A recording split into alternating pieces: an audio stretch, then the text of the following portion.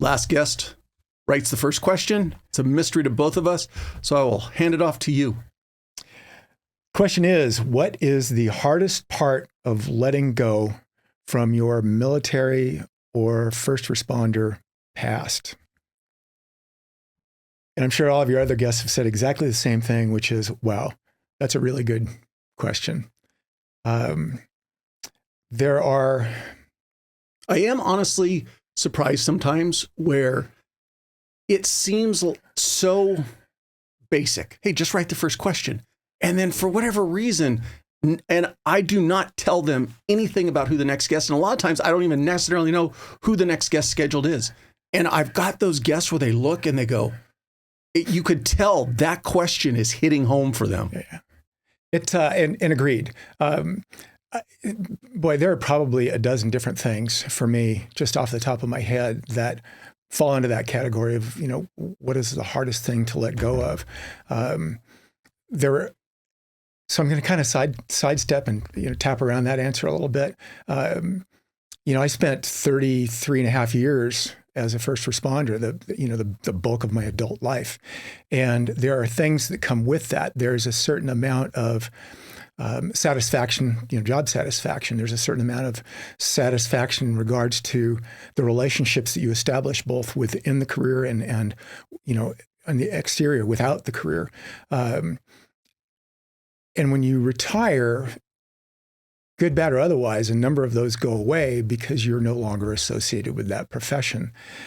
But I think for me emotionally, because of the things that I went through to actually get the job, and what I did was I was a firefighter-paramedic throughout my career. But, coming into it late in life, my first big step, because I didn't finish college early on, was to complete paramedic school. And when I finished paramedic school, to me, that was a tangible. It was something that I'd worked hard for, I'd earned. I knew my family was proud of me. And all of those things meant a lot. And it continued to carry with me. And ultimately, on the job, off the job, I wound up employing those skills, or people would talk, and they acknowledge what it is that you do.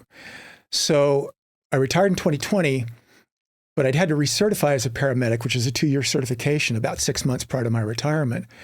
So even though I'd retired, I still had my paramedic certification with me. And 2022 rolls around when that certification is going to end.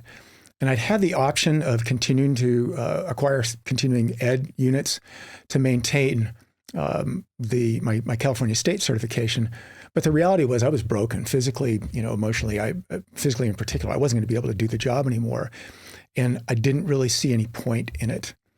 So June the 30th rolls around and 2022, and that's my last day. And I get a notification from the state.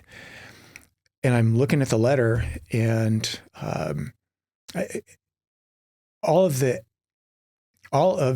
enthusiasm that I'd felt when I first got it, and first received the certification as a paramedic, that pendulum swung all the way back to the opposite direction. And I kind of just had to sit down and take a look at it and go, man, you know what? It's been a hell of a ride, but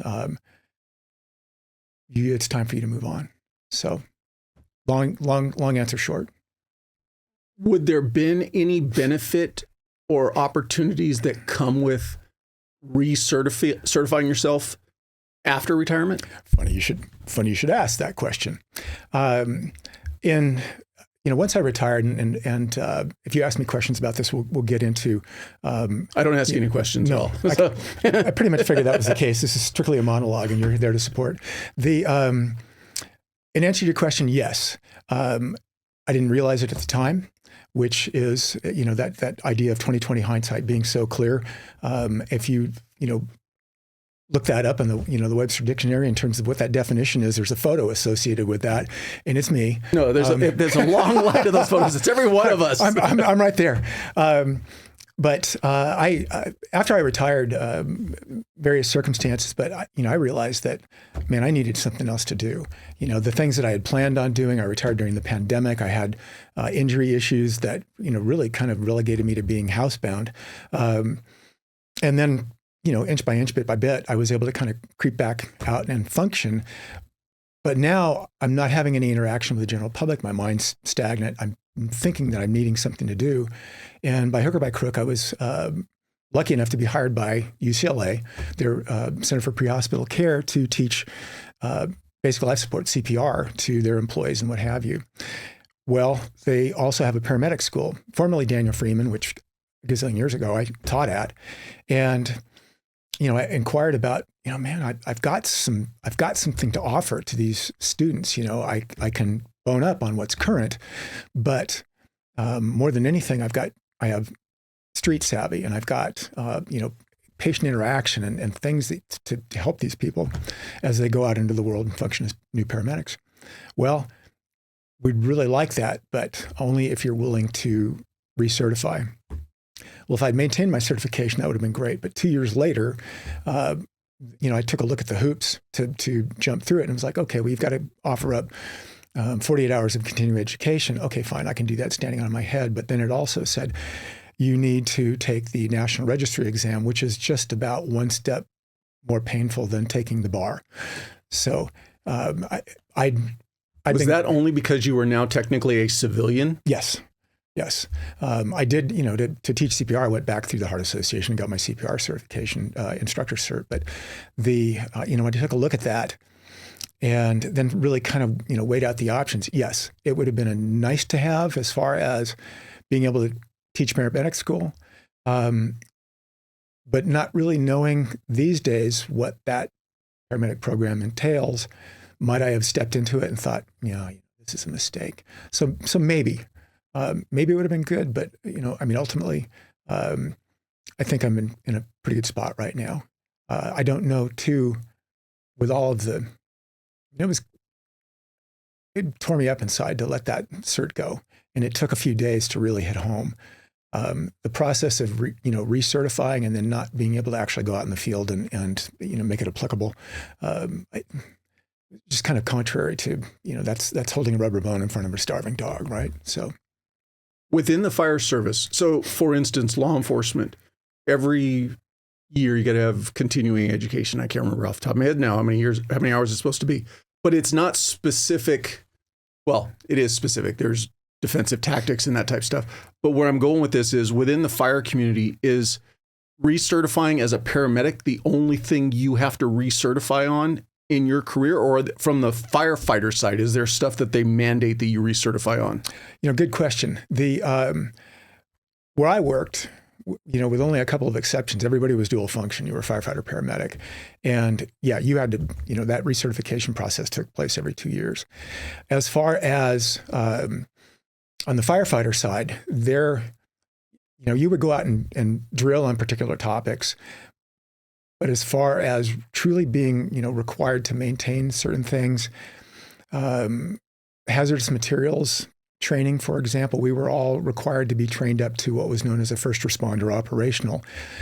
That was an NFP requirement, but they didn't really have any specifics, a carved in stone, you're going to meet this many hours. It was just, you need to have some training in this. So that was one of the things that I wound up providing for the department was, okay, every now and then I'm going to pull out my chemistry kit and we're going to do some stuff and review what it's like to go on scene and, what have you. I think with the fire service proper, you get baseline skills and fundamentals. And as you know, fundamentals are the black and white, right? So that you do those instinctively and it allows you to accommodate whatever gray area you see. So in our training, and to the department's credit, because when I first started, we didn't train at all. It was very, very minimal. It was primarily paramedic training, and beyond that, we were just kind of a results-oriented department.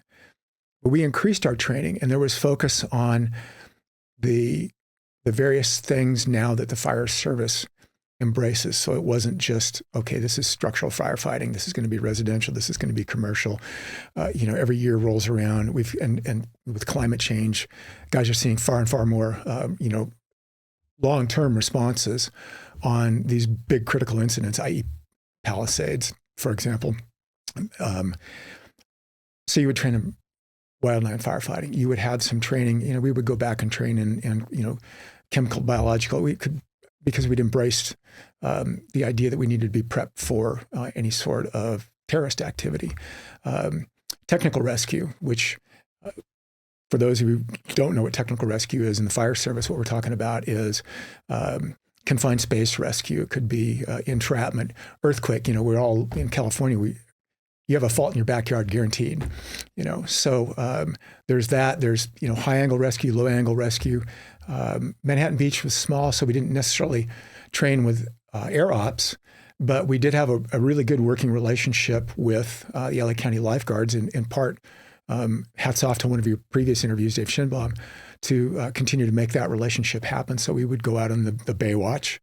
Everybody knows that show, and deploy off the Baywatch and utilize their rescue mat and surf ski. So standardized training, not so much, in the broad stroke. Systematic emergency medical or management system, SEMS, there were some requirements there, but and forgive me because it's been a few years now. So, with your proximity to El Segundo and the Standard Oil refinery, was there any cross training between your agency and El Segundo, especially as it relates to hazmat? Yes, and one of the most viable training moments, periods of time that I ever had, and I put that in quotes, viable. It was actually excellent training. But the city of El Segundo has their own municipal fire department, and they work in conjunction with the El Segundo refinery, which has their own fire department. The surrounding communities, and that would include LA City and possibly LA County, on a large incident will all roll in and assist. And I've done that a few times in my career. But what Chevron would do on every year, every couple of years, would be to invite the El Segundo Fire Department, but also representatives from the Manhattan Beach Fire Department, and they would sponsor us along with their ERTs, their emergency response team folks, and their firefighting guys, to a week-long training in College Station at Texas A&M, which is a phenomenal firefighting facility. They have industrial firefighting, residential firefighting, shipboard firefighting, aircraft firefighting, and beyond. So, in answer to your question, yes. Were there times where we would just go over there and cross-train with them? Yes. That refinery, El Segundo, has, they have their own props set up. So they have a confined space prop because they have guys that wind up going in on their hands and knees and doing some cleaning in these large pipes. So they need to be able to train up their people to be accustomed to going into these, tight spots and utilizing, ropes, pulleys, systems like that. And then they also have a flammable liquids and gases prop where, because there's a specific style of firefighting, that was enjoyable for us. That trip to Texas A&M was a morale boost, if nothing else. And it compelled us to, work together as a team. But also what we found was that, for all intents and purposes, we could all just, revolve from one department to another, and you're looking at pretty much the same personalities and the same level of enthusiasm. The reason why I ask is I have a huge connection to El Segundo. My dad worked for American Airlines my entire time growing up. We lived in El Segundo for a very short period. My godparents lived in El Segundo. I spent many years hanging out there. They lived literally a couple blocks off the refinery on Concord. And it's weird. You think back as a kid, the one thing that never went through my mind as a kid was like, what if that exploded? Because they lived close enough that you could throw a rock and hit the building. I mean, but as an adult, and now as, once I got into law enforcement, granted, I wasn't working there, but it was always one of those things I kind of went, man, I never even thought about. But now, if I'm remembering geographically, Manhattan's the first city south of El Segundo, right? Correct. Yes. So you're the adjacent city that's going to offer immediate mutual aid. Yeah. One of my first calls into that refinery had to do with they had a contract crew that was going in and using high pressure steam to clean out some of these coke towers. And the towers, it's a processing tower without going into great detail, but this high pressure steam scrubs the inside of the towers and pulls off the coke particulates. They had these contract workers set up on scaffoldings outside of the these various towers. And apparently word hadn't gotten over to these guys that were doing the exterior repairs. Hey, you know what? This tower is charged. And so when they popped it open, there was this massive purge steam explosion that grabbed a couple of these guys. We went in, we took care of our patient, but that was my firsthand, introduction to, this place, there's potential. That being said, my father, my family all worked at Standard Oil, Chevron, eventually, since about 1918. My grandfather came back from World War I with the AEF and went to work digging ditches there and retired as the head of industrial relations. And I worked there. I worked there as a subcontractor teaching CPR and first aid. Interesting place. You offered a segue of working for Standard Oil, your family working many years. So let's talk about you as a young boy. Did you grow up in Manhattan Beach? I grew up in Manhattan Beach, yes. My family goes back to Manhattan Beach as one of the first families. So, we've got documentation of the family being in the El Segundo, Manhattan Beach area all the way back to 1883. What brought them to that area of Southern California, LA area? So I think my great-grandfather, George, he was an engineer. And, he came to America trying to find his way, wound up in the Los Angeles area. Well, Los Angeles was still trying to build out. And one of the things that Los Angeles did to try to connect the downtown area with the surrounding beach communities and up and down the coast was develop this thing called the Red Car Line, which, was a rail transport system. And as the story goes, great-grandfather George was one of the engineers that helped build that line. So he, I think initially he was living in Los Angeles, but then, wound up settling in Manhattan Beach. He had a slew of kids. He and his wife, Mary. Mary helped start the first chapter of the American Red Cross in that area. The Neptunians she was involved with. Where'd your grandfather immigrate from? England. Don't know what part of England. I got an inheritance at one point in time, £1 but that's neither here nor there. Thanks, Grandma. Thanks, Grandpa. No, they eventually settled. The family settled in El Segundo. My dad's dad, he was in World War I, came back, needed a job. The refinery in 1918 was still being built out, and he had been an engineer in an engineering battalion, in the American Expeditionary Force. So he started working for Standard Oil at that time, called Standard Oil, digging ditches, and then slowly but surely, promoting up. As time passed, my dad needed a job as a 16-year-old. Come on over to the refinery. My dad had a brother and two sisters, and ultimately they all wound up working for Standard Oil in one capacity or another, not necessarily in El Segundo, maybe the downtown office, but, the roots are fairly deep. So your dad was Standard Oil while you were growing up? Yes. I grew up in Manhattan Beach, born and raised. I still live there. Immediate family, big sisters, brothers? Had one sibling. I have a brother who is 8 years older than I am. The brilliant man, by the way. He is. I'm 68, and Mike's 75, but he's swimming and going to the gym and working out. He just came back from another ski trip in Mammoth. So he's very active. One of the most intelligent people that I've ever met, and he got the engineer genes. He was an educator. And I can't find whatever genes I got were the ones with the holes in the knees. But to his credit, I'll fight. I'll just take whatever you give me. That's it. I was a short, fat little kid. He was tall and thin, and first grandchild of 30. That's crazy. 30 grandchildren. Oh yeah, good Catholic family. Never skipped a beat. Sorry. How'd the 8-year gap happen then? Okay, so with that, good question. My mother, during her term, she developed gestational diabetes and became insulin dependent. So at that time in particular, this is 1948, she was told, you're not supposed to have any more kids. And she didn't. I think somewhere between my brother Mike and I, my mom miscarried once, but if you're thinking, I'm looking at a guy across the table who is a mistake, beauty. Whoops. Yes, here I am. Hi. Gestational diabetes be damned. Yeah, exactly. That gap. My brother was going away to UC Santa Barbara when he was 18. I was 10.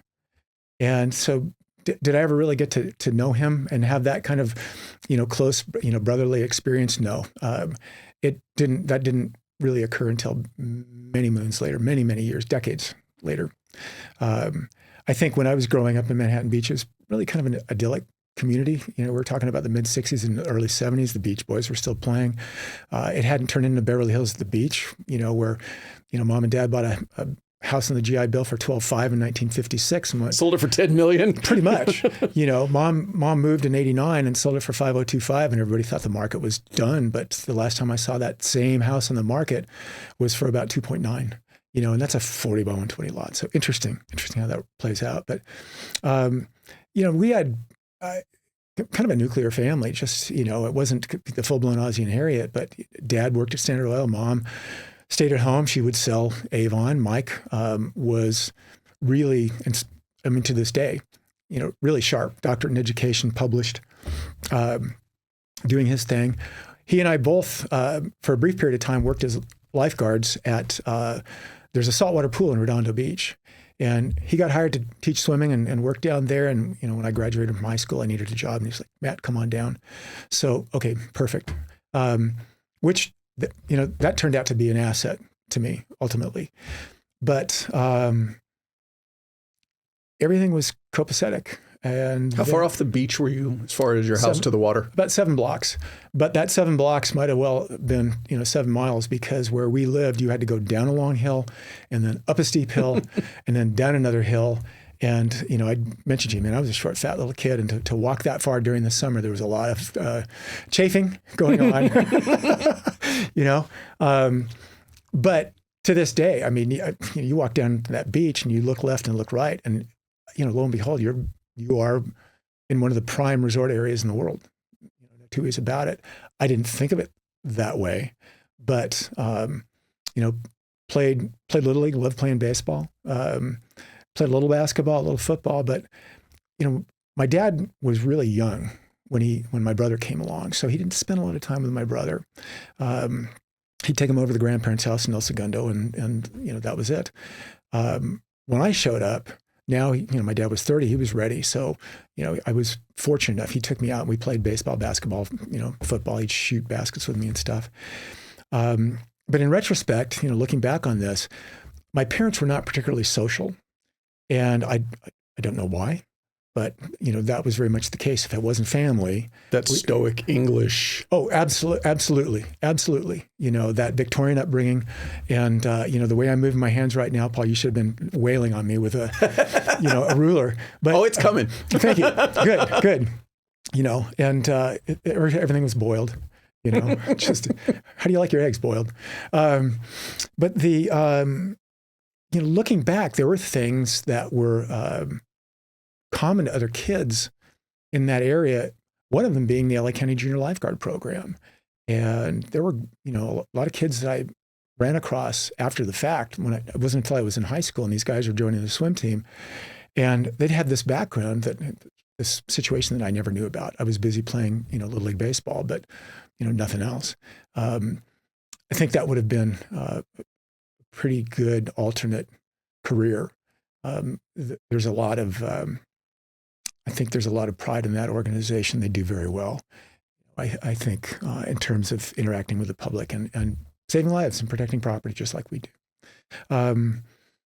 But moving along, heading into my sophomore year, and all of a sudden my father's got some pain in his abdomen, and he goes in to see what's going on. And they're thinking, maybe it's gallstones or whatever. Well, about a year prior, he'd had a melanoma removed off of his back. And his deal was, when he was 10, he'd had encephalitis. He'd had to relearn how to walk and to talk and potty train and whatever the heck else, and had this fear of doctors. So, he's got this cyst that develops on his back, but he opts not to have it taken care of. And eventually, spending a bunch of time in the sun, this thing becomes a cancer. He goes in and he has it scooped out, and it looks like a cereal bowl divot that they took out of his back. Well, turns out that all the cancerous cells hadn't been, removed, and some of those had passed into his liver, which is, that's grand central station. You filter your blood through your liver, and so that cancer had spread everywhere. So I think probably maybe 3-4 months later, max, he died. And I watched my mom take care of him. I watched my father for a while, and I'm 14, going on about 10, and he was normally a pretty happy, upbeat guy. Now, mind you, both my parents, were looking at people that grew up during the Depression and during World War II. Dad had served in the Pacific. My uncles they'd all been, Navy in the Pacific. And they persevered, they're head down, and, we are going to move through life and be productive. So to see my dad, obviously unhappy and angry, and looking at my mom, and my mom, stay-at-home mom. So she, now in her early 40s, she's staring down the barrel of having to manage my father's end-of-life care at home. And my brother was out of the house, but now she's got this 14-year-old kid who is now about 6'2", and dealing with adolescence, and that's an understatement. As time went on, I grew to respect my mom more and more. The older we get, we finally get to that point where we understand our parents. And if you're really lucky before they pass away, you can tell them, but Dad passed. And up to about that point, getting into high school, I was a good student, but I also had a lot of direction from my mom. Dad was there as the heavy, but now all of a sudden my mom didn't have the time to provide that. So, going into high school and being an adolescent, thank God there wasn't social media, because I really probably would have been in trouble. But Dad passed, and, Mom, without skipping a beat, took up the reins and, continued to lead the charge, but she was now leading her own life. So it was kind of a cooperative arrangement. And at that point in time, my schooling took a hit. So, and my brother, he'd graduated from college. He started his teaching career. He was up in Tahoe for a couple of years. But we were so different. And he was very mature. I was not. Being able to try to find a common thread other than our mom was difficult. How did your immaturity manifest itself? You mentioned your academics took a hit. Was it just, you just kind of stopped going to school, or you stopped caring about school? I went to school, and I continued to, I played sports, but it was basically to stay at a regular PE. I'd been even though, and again, I was heavy, and then I started to kind of grow out of that, but it wasn't as though I acted out and rebelled, but yeah, probably kind of a disinterest. I knew I was expected to go to school. Everybody else around me went to school. If you didn't go to school and you cut classes, then you were really shunned. So that was not going to be the case for me. If I had a teacher that I liked, I was probably going to do, better work. But I wasn't a self-starter. I didn't have that influence in my mother to, Matt, get in your room, get that stuff done, bring it back, I'll check your work. On the flip side now, had there been conversations about you going to college, and now with your dad passed away, were those options now gone or limited? Yes and yes. When I enrolled, you got your classes for high school. I came out of junior high. At that time, I think they've got middle school or whatever, but we had elementary school through 6th grade, and then junior high, 7th, 8th, and my high school was a 4-year school. Yeah. So I'd had close to an A average coming out of junior high, and so I was enrolled in college prep classes, and I was like, yeah, that's what I'm going to do. My brother, he'd gone on at least a partial scholarship, I think, to UC Santa Barbara, but he'd also, acquired student loans. But he was doing that, and okay, beauty. My dad 2 years into school, mom got pregnant. That was it. That was the end of my dad's college career. And he finished out his work life working for Standard Oil / Chevron. I had no great direction. Didn't really know what the heck it was that I wanted to do, but knew, I'm going to go to school. I'm going to finish the classes. Even sports. Baseball was my best sport, but because I was a big kid as a freshman, and I didn't want to play football. I went out for a couple of weeks, got my ass kicked, and then, this is came hard home work. and said, yeah, I've got bruises all over myself because they're putting me on the line, and I used to play quarterback in the street, right? What is the grind? It's not just a routine, but the decision we make to wake up, give everything we've got, then find a way to go further. Grind, spelled GRND, is more than a brand. It's a movement, an emotion we all feel connected to as we work daily to pursue our goals and support each other. Founded by a former Army Ranger, Grind Activewear has a clear mission to give 100% and then some more in sport, fitness, and in life. Functional, high-quality performance wear that's rooted in American culture, because you demand gear that outworks the rest. Whether you're on the field, in the gym, or building your own lane, Grind is for those who refuse to settle. Go check out thegrindcollective.com and tap into something bigger than clothing. And while you're there, use the promo code TRANSITION15 to get 15% off your purchase. You're likely already on the grind. Maybe you just don't realize it yet, but the grind continues. There were, just all these little things that were kind of, orbiting out there and changing, the direction that I was going in. But I decided I was going to play baseball my sophomore year. Well, the guy that was the Brush soft baseball coach was also the head varsity football coach. And he looked at me and was like, oh, I'm, payback, Matt, we're going to get you. So, I stayed in one sport, basketball, but primarily just to stay at a regular PE. Schoolwork, it was incidental. I think when I graduated from high school, I was C average, and that was that. I certainly didn't have the grades to go anyplace other than a community college, and I was also getting Social Security, because of my father passing. So to keep getting that to help keep the house afloat, I needed to go to school. But those are all basic, general ed classes. It wasn't like I had a focus. Now mine, go ahead. I was going to say, you mentioned you're 68, so I'm kind of doing the math in my head here. You weren't directly impacted by Vietnam. You were right on the tail end of that. So that wasn't a concern, any type of being within the draft for you? Man, right to that direction. I'm 10 years old, 1966, and we are up to our armpits in Vietnam. And when Dad's on the couch watching the news, Walter Cronkite comes on, and that was it. That's what you saw every night. You saw guys like Tom Brokaw and whomever else that were in, the current phrase is embedded versus in country, but they were in country, and nothing was sacred. You were seeing everything, and it continued to go on and on. Now, bear in mind, my dad had been Navy during World War II. His brother had been a naval aviator during World War II, was still active duty. Another uncle, Navy, shipped over to the Coast Guard, active duty. As far as I was concerned, I'm up. I'm the next one.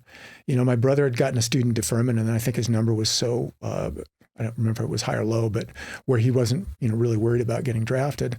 But, in high school, you would see, listen to these guys that were seniors, and they were concerned. It's like, okay, we're getting there. What are we going to do about this? And where are we going to go and whatever. And they knew guys that had already, been drafted or had, opted to enlist and had gone through basic, gone through boot and done some time. So that was always right there.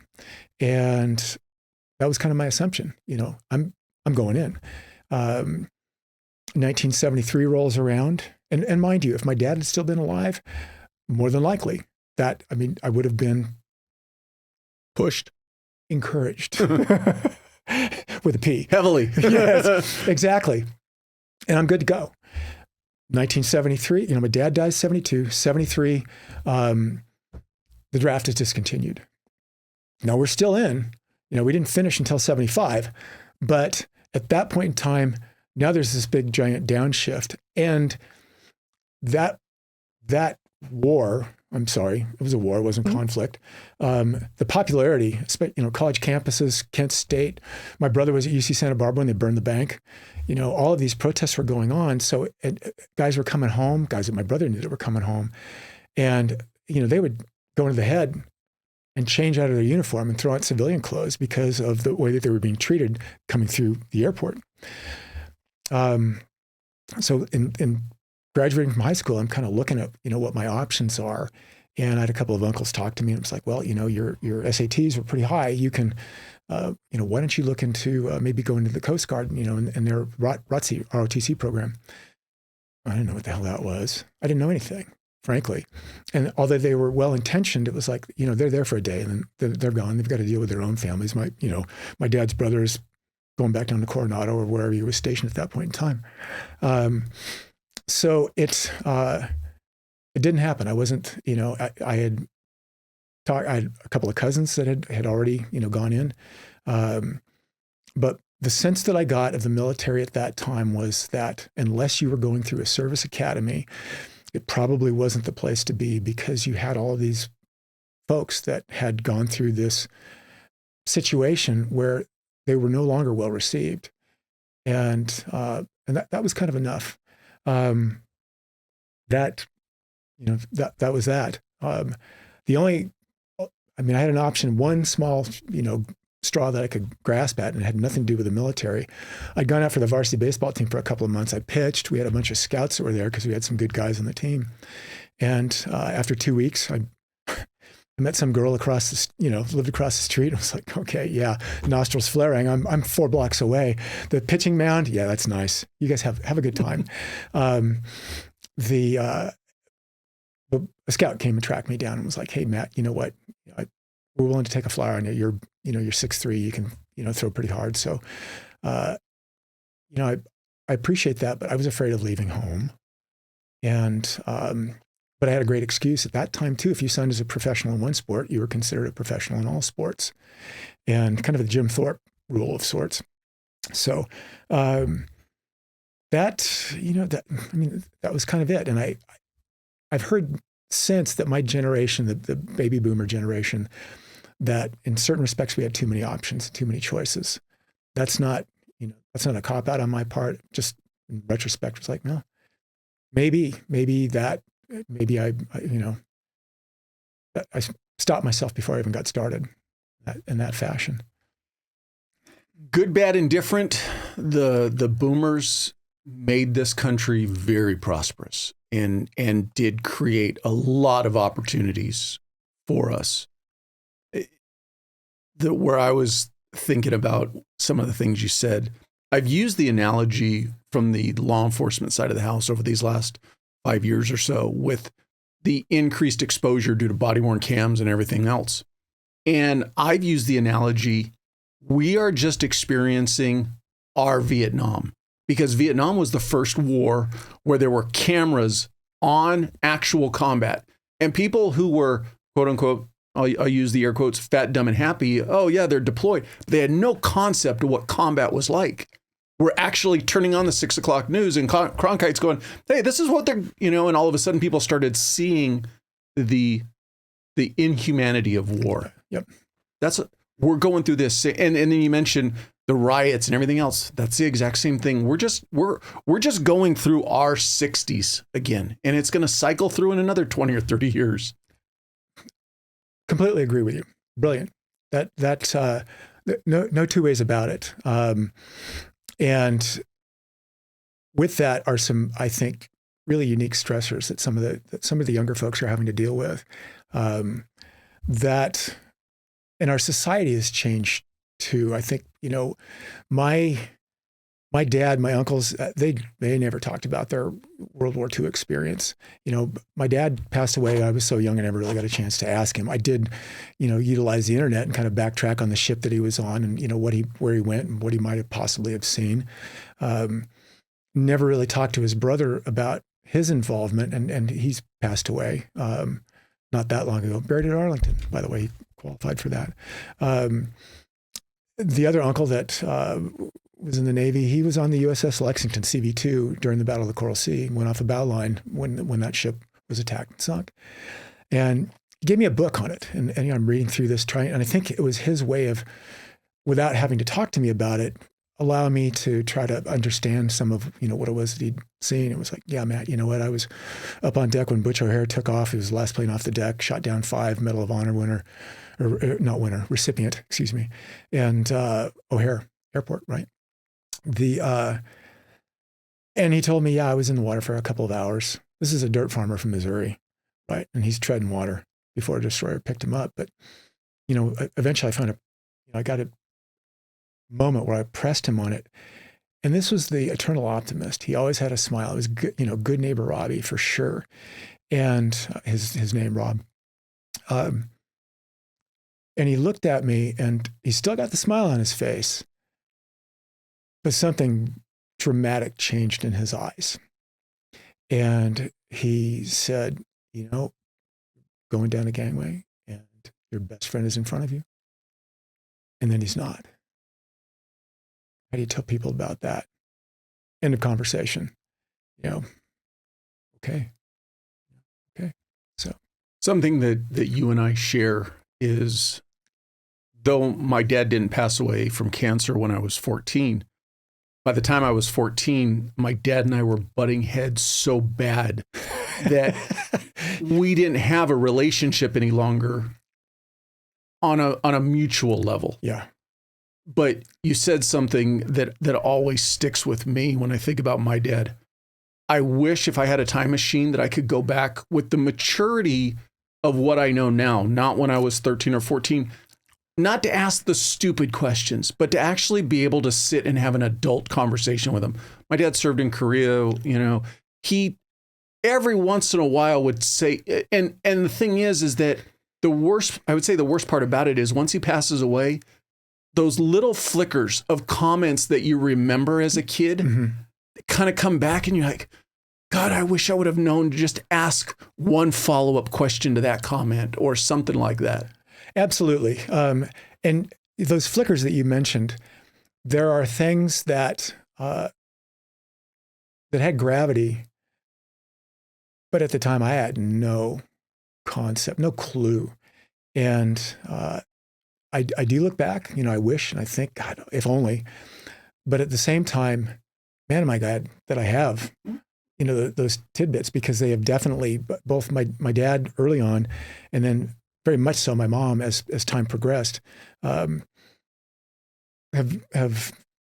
shape you, they lend you, they allow you to interact with other people, be empathetic to certain things, provide you with something other than just a case of blinders on, straight ahead view. Vision. And by the way, kindred spirits here, you and I, because later on, much later in my adult life, I'm talking to my mom about my dad, and she said, well, and this is a woman who was always upbeat, and I'm her baby, so she was protective of me. So I think she always tried to make sure that things were kind of happier, than less. But she informed me that, I miss your father, but it's, in certain respects, for you, it's probably a good thing that he passed away, because not only was he a stern fellow, but you were ceasing to become his favorite. So, I think back on that. I'm trying to remember, what did I do to piss my dad off? But it was probably more a case of, what didn't I do to, and my mom, I did I just about got whiplash. I snapped my head around when my mom told me that. But okay, I am not going to be that person around my mom, even though now I'm, in my 30s or 40s, whatever. I want to make sure that every day that I'm with her, and was I 100% successful? No, but that she did both of us a favor, sharing that. So I remember after my dad passed away and going through old memories of his that he had never shared with me growing up. Mm-hmm. And unfortunately, it's one of those things. He passed away leaving more questions than answers. Yeah. Strong Italian family. You start asking the few relatives, and it's basically, hey, that's dead. no pun intended, that's dead and buried. We don't talk about the good, bad, or indifferent. We don't talk about the dead. Interesting. So it's just kind of one of those things. You just go on and like, some questions I'll never get the answers to. On the money, stiff upper lip, just Victorian upbringings, straightforward like that. The probably the other thing in his passing was that all of a sudden our menu got some variety, right? It's like, okay, no longer am I going to come home and smell a tongue boiling in our tongue sandwiches speak for themselves. Great. Just, it's the only way that you can able to get me, I'll eat the lima beans, just take that tongue, hide it. It's going to, I have nightmares about that still. Just, God. Yes. We wake up in the middle of the night, laugh 2 or 3 times and go, good God. You mentioned that it took you a little while to get to the fire service. So what was immediately for you after high school, besides girls and not baseball? Bingo. That was it. So the role model that I had, such as it was my brother. And my brother had gone into education. He was working as a lifeguard at this saltwater pool, Seaside Lagoon. The idea of seeing something and like really hard charging and going after it, relative to self-confidence, that wasn't something that you would necessarily associate with Matt. It was just a case of, okay, point me in the right direction, give me some positive reinforcement, and then I'm good to go. But as far as having that strength of character where, if I stub my toe, then I'm going to pick myself right back up again, that took a little while. My folks, that came from my folks for sure. That, a portion of it, that initial catalyst was there, but it was the idea of, adding, more and more resin to build a strong compound. I wonder if there's a byproduct of your age in the sense that 14, when your dad passes away, you're right at that kind of pivot point where it's time to stop being a young boy and start being a young man. And now you don't have your dad. Good. Good point. And I would agree with you.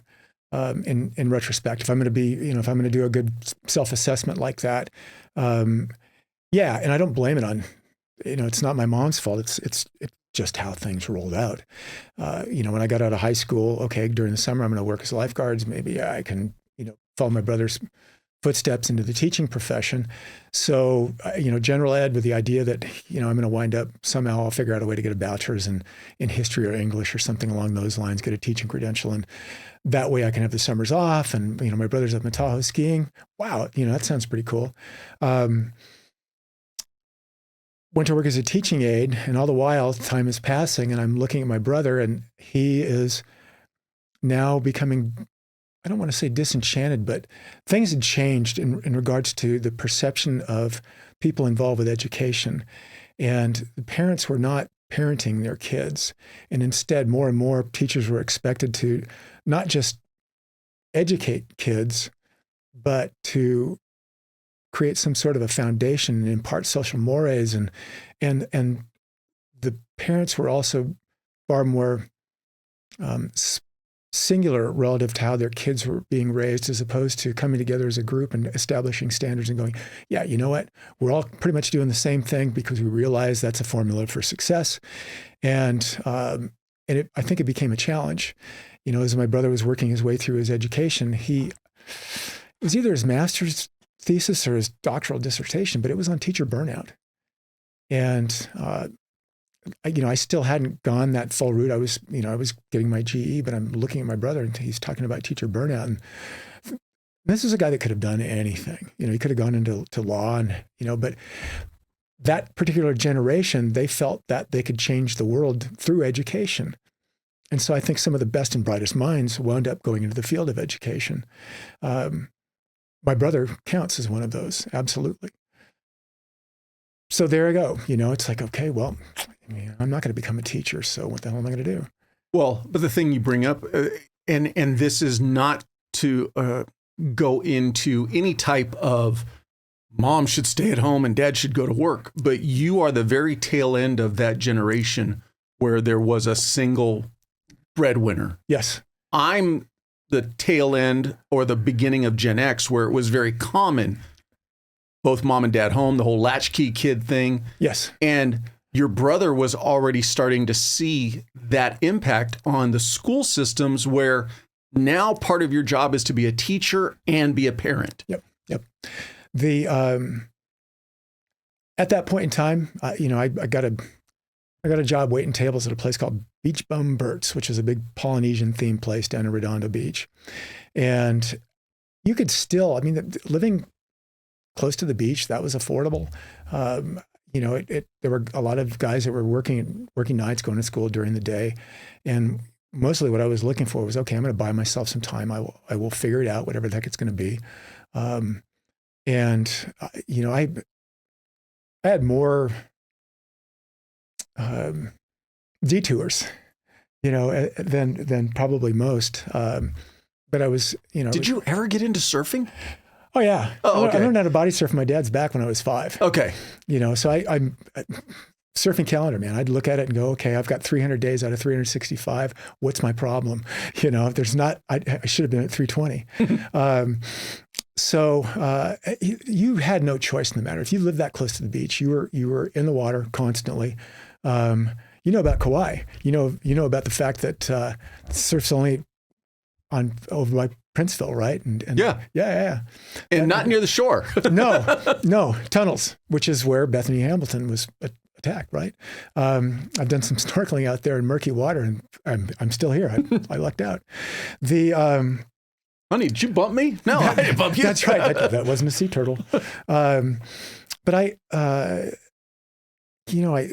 wound up getting married when I was 24. This, the gal who was a photographer. And at that point in time, too, there were a couple of photographers that were coming down and they were watching the volleyball tournaments and the surfing contests. And that was the look. And she was convinced that I had the look, whatever the look is. And versus that picture in the post office of me. You're really dating yourself now. There's probably young people go, what the hell is he talking about? That was the only fun about going to the post office as a kid. Those are mugshots, folks. And I'm impressionable. And so, okay, yeah, whatever you want to do. She's 7 years older than I am. She's a photographer, a paralegal, whatever. 5 years, and we tried to start a business, which me being on the phone, trying to secure clients and whatever the heck else. I'm doing what I'm doing because I'm supposed to be doing that, not because it appealed to me. Were you trying to start a photography business? She actually had an idea for guest amenities and hotel chains, and she was sharp. She had, there were good ideas. She came up with the aqua sock before Nike did, but, we didn't follow up on it. And having a Nike name, I'm sure helped. But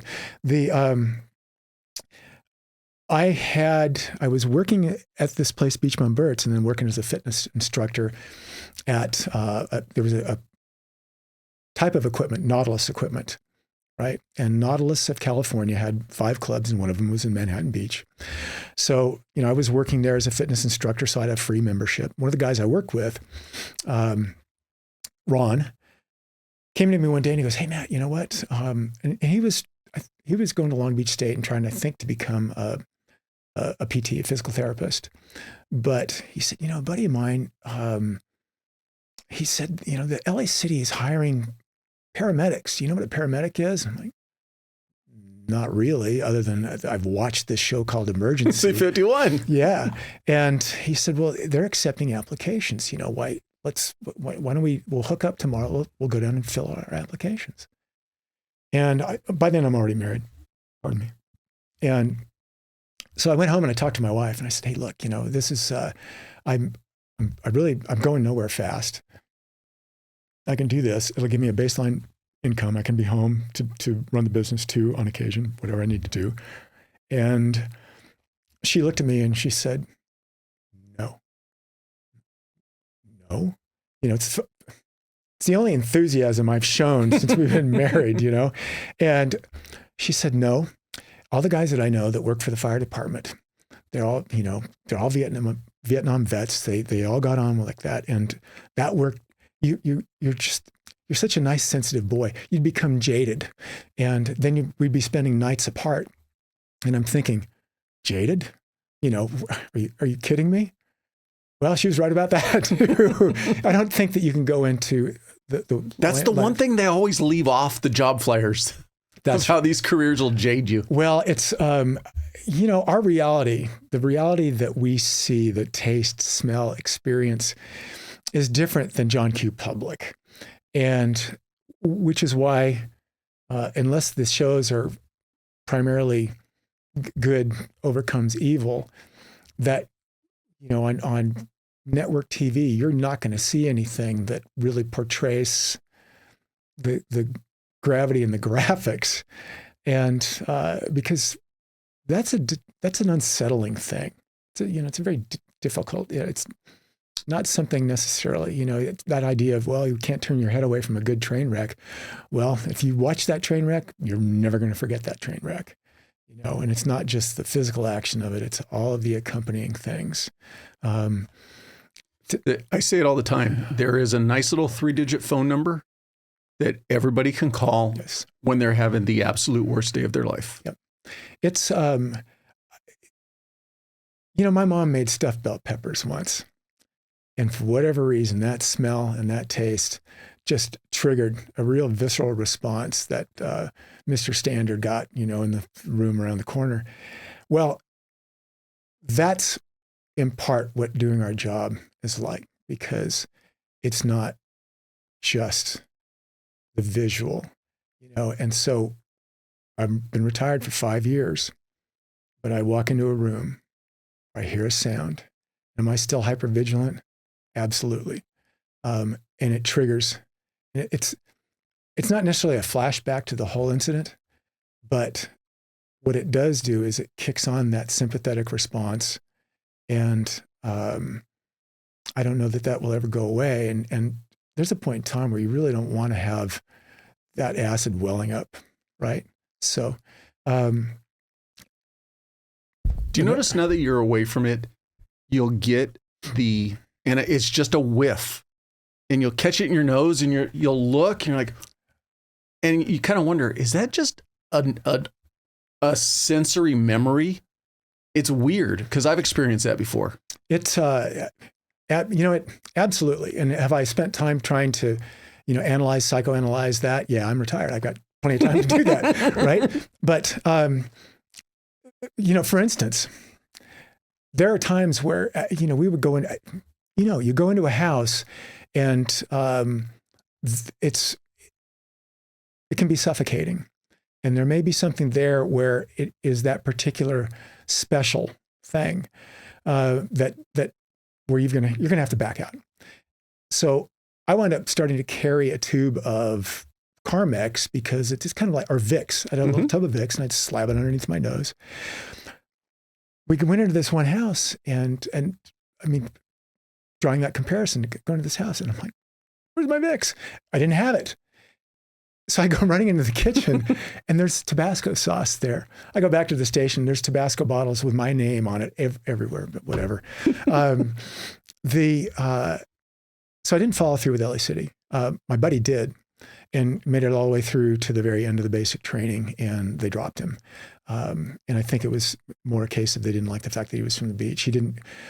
He cut his hair really short, but he didn't shave his head, and he had this big, beautiful walrus mustache that he was willing to sacrifice. But he was, he didn't fit the mold like that. They offered to, bring him back. HR got into it because they'd spent so much money on it. He would have been an outstanding paramedic. Now, was that a position that they were willing to hire for and then put you through paramedic school? Yes. That once upon a time, LA City, they had, I think they were considered civilians. Their paramedic corps was civilian. And so there was this great divide between their suppression and their EMS. Eventually, those things started to, fold in and overlap, and while I was teaching at paramedic school at Daniel Freeman, LA City would send through, classes, complete classes of single function paramedics who eventually, I think, cross-trained. So I went through a 5-year marriage and I'm coming up, I'm about to turn 30. I have nothing to show for it. I went back to my wife and said, hey, look, I'm really wanting to pursue this. It's a young man's game. No two ways about it. And I got the same, same response, dug her heels in. Okay. That's it. And there were other things within that relationship. So, I called up my mom. Do you have a room in the inn for me? And as soon as I moved back in the house, like within a week, my mom had come at me with the local weekly rag called the Beach Reporter saying, hey, look, the Manhattan Beach Fire Department is looking to hire what they call paid call firefighters, or just kind of generically reserve firefighters. So, check it out. Okay. I need to get the ball rolling here. I got in touch with a buddy of mine that I'd gone through elementary school with, who was working for Culver City, and asked if I could talk with him. And so he spent a bunch of time with me explaining, here are the basics of the job. You look like a firefighter. That's a plus. And by the way, you know what? Let me back up, because there was also another singular incident that took place that continued. The LA City thing didn't work out, but not long after that, when I'd gone up to Malibu to hook up with this guy who was an LA County firefighter, not because I was interested in the fire service, but because his side gig was he was a jeweler, and I wanted to see if he could make a ring for my wife. And I go in the station, and there's nobody there. I'm ringing the bell, nobody's there. And all of a sudden, this older man comes walking in, and I look at him, and he looked familiar to me, but I couldn't place it. And son, is there anybody here? No, sir. There's not. I'm waiting. And he said, well, are you a firefighter? No, sir, I'm not. You look like a firefighter. Well, thank you, sir. You know who I am?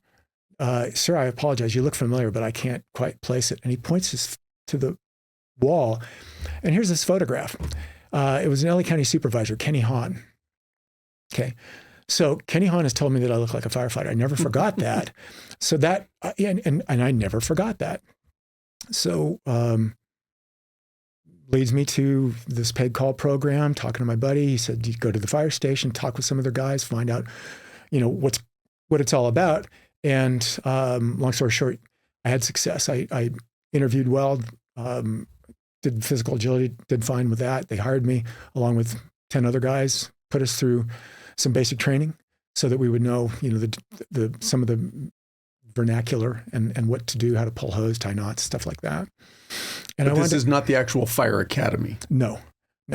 This, in theory versus reality, right?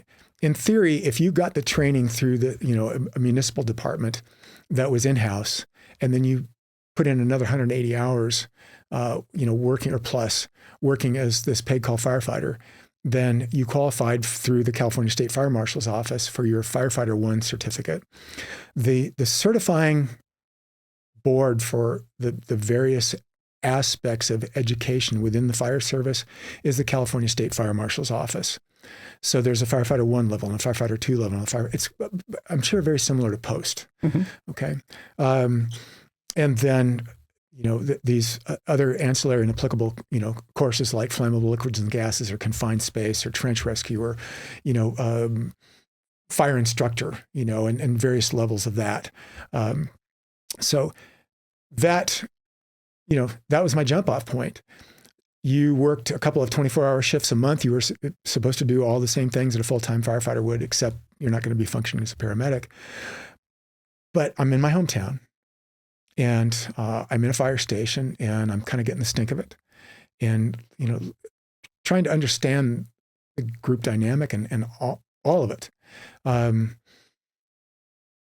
then ultimately what I found out was that Manhattan Beach at that time was a very unique place compared to some of the other fire departments. And we can get into that if you want. But while I was there, I was meeting these other paid call firefighters, and a couple of these guys were emergency medical technicians. They worked for ambulance companies.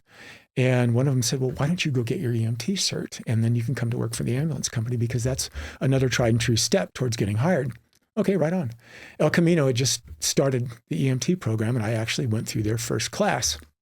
So got my EMT cert, and then hooked up with one of the guys that was, a paid call with Manhattan, and went to work for Adams Ambulance, which had they backed up LA County in places like Huntington Park and Southgate and Cerritos and Artesia and Maywood, and kind of that whole general area.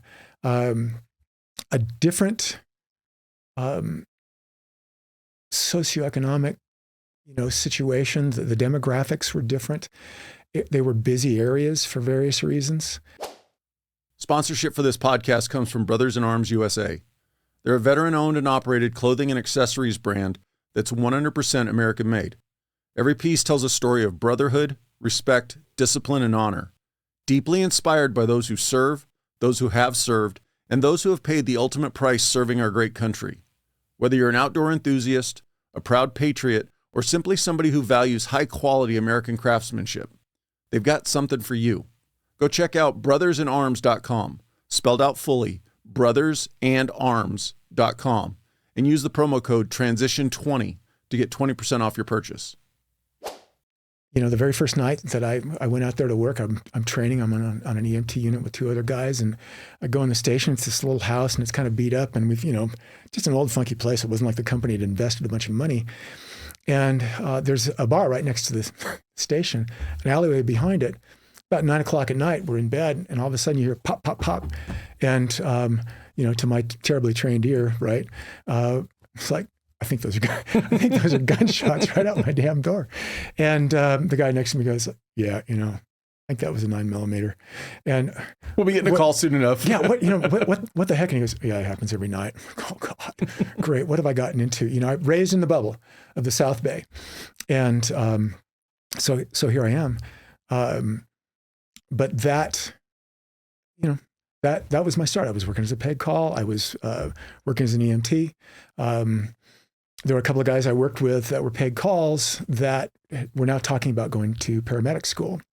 And at that time, the close paramedic school that was taking privates like us was Daniel Freeman Hospital's paramedic school. And I think that was really kind of the initial program. Walter Graf had kicked that off. There's a famous picture of Ronald Reagan and Walter Graf signing off and creating the paramedic program for basically the country. And I was like, okay, well, what all does that entail? And well, you need to go take an entrance exam, see how you do with that. And the other thing was that there were only a couple of, when you got done with paramedic school, really you had very limited options as far as, what to do with that to you learn a language, you got to use it or you lose it. And most of the private ambulance companies did these critical care transport or interfacility not where you were going into a legitimate emergency situation and perform, having to do scene safety, scene survey, assess a patient, and start their care and take them all the way to the hospital. That was a rare thing. Pro up in, I think, like the Glendale area, they had a first in for that city. And then Adams, lo and behold, had the first in 9/11 response in the city of Linwood. Linwood had its own fire department, but those guys were EMTs, didn't have medics. Well, I'm working for Adams.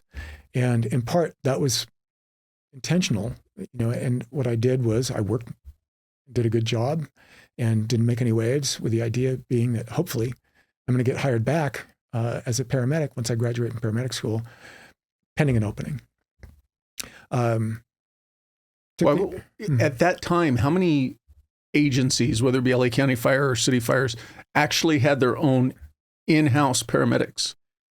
Far more common that the fire departments, LA County, biggest agency other than LA City in this area, or in that, they all had their own paramedic service. Manhattan Beach, at one point in time, they quit putting people through paramedic school, and they were only hiring. You had to be a paramedic just to be able to test with them. All the departments within the South Bay, I think the majority, San Gabriel Valley, and two, the understanding that the fire service, about every 10 years, looks to enhance its mission. Okay. So once upon a time, they were fighting a bunch of fires. But then it was becoming apparent that, with fire prevention, building code, safety, that those fires, although they were still there, were not as frequent. So what else? We need to keep the fire department going, but there's got to be something else these guys can do. Well, we're getting a lot more, pre and post 911 system. We're getting called on a lot of rescue calls. Okay, so what can we do? And ultimately, what rolled out was the paramedic program.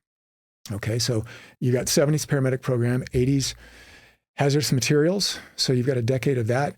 90s technical rescue, acknowledging. And I'd like to be able to tell you that the fire department is, they've got some forward thinkers and for sure. And there's a lot of proactivity, but oftentimes that proactivity is based on reaction. So and mind you, I'm one person. This is my take on it. Okay, I'm sure that the next guy that comes in here from the fire service is going to offer you, some parallels and some, contrasts. But paramedicine was early on, and that's still, I think, to this, you're looking at 84, 85% of the calls now that a fire department runs, depending on the area you're in. And those are going to be rescue calls. They're going to be something where you're going to utilize that paramedic skill. But if you think about it, the progression at the core, firefighting service is largely reactionary. Unlike the law enforcement side where you can go out and try to be proactive and stop things, fire department, you're largely reactionary. So as things evolve, like you said, fire suppression systems are better, building codes are better. All these things are going to have an impact on the number of actual fires that you're dealing with. Yes. So you're constantly, from a business perspective, you're constantly looking on how to keep yourself relevant. Very much so. And bearing in mind too that the fire service is not a revenue generating entity. Hasn't been. There's potential for that, but when you're looking at law enforcement and you're looking at the fire service, when you're driving down the street, you look in your rearview mirror, you see a black and white. The first thing you do is you look down at your speedometer. That's the association, and it may even go back to white hat, black hat. You see the paramedic van, the red fire engine. You're looking, it's like, hey, do I know any of those guys? Because we get cats out of trees. So maybe you guys should take up writing parking tickets. There's something about the fire department that everybody hates. Manhattan. There was a period of time there where they did. We were not well liked at all. When the economy nosedived, 2007, 8, even into 2009. But take a big chunk of a city's budget. Well, heck yeah. Yeah, you do. And not just, for salaries and benefits, but then you're looking at guys that are injured. Here I am. And time off and what have you. So if you're smart and you're in the fire service, what you're going to do, is you're going to enhance your mission profile. You're going to be out in the general public, which was really coming in the year 2000. It was going to be, we're going to get out in the general public. There's going to be, we're creating, like paramedic minute clinics or if we put together teams. Anaheim did this, where we're going to have a nurse and a paramedic, and we're going to go visit your house and we're going to provide you care there. And not in an emergent situation, but it's going to be based on appointments. Brilliant. Keep the ball rolling like that. And then of course, 9/11 rolls around, and that changed the mission and the focus, I think, for a good 10 years. I was going to say, I don't mean this in any way negative. I'm truly trying to say this to be a funny, but that was a nice wave for you guys to catch after 9/11, especially the fire side. There is, you and I have lived in California long enough, and we've been involved doing what we're doing long enough. When you step back and look at when the fire service is most in the forefront of the press, primarily, it's following some sort of large scale event. Can't tell you how many times I've been to Disneyland, because it was firefighter night, and it was a thank you. Driving down the PCH with banners hanging off of the Santa Monica Bridge saying thank you, firefighters. That's a. You sons of bitches. You know what? There's nothing I can do other than say, that leads to the old line about, firefighters and cops have in common. We both wanted to be firefighters. Thank you very much. Shame on you. I used the one was the thing like, 4 out of 5 dentist surveys. I said 4 out of 5 cops surveyed, if they did it all over again, they'd be firefighters. In Manhattan Beach, we had an opportunity to especially as time progressed, we were working pretty closely with, and we shared a building. It was a big, giant public safety building. So, I don't know if I want to say brothers and sisters or our compatriots or our co-Manhattan Beach employees, but mostly the way I saw it was, man, we're working with our pals.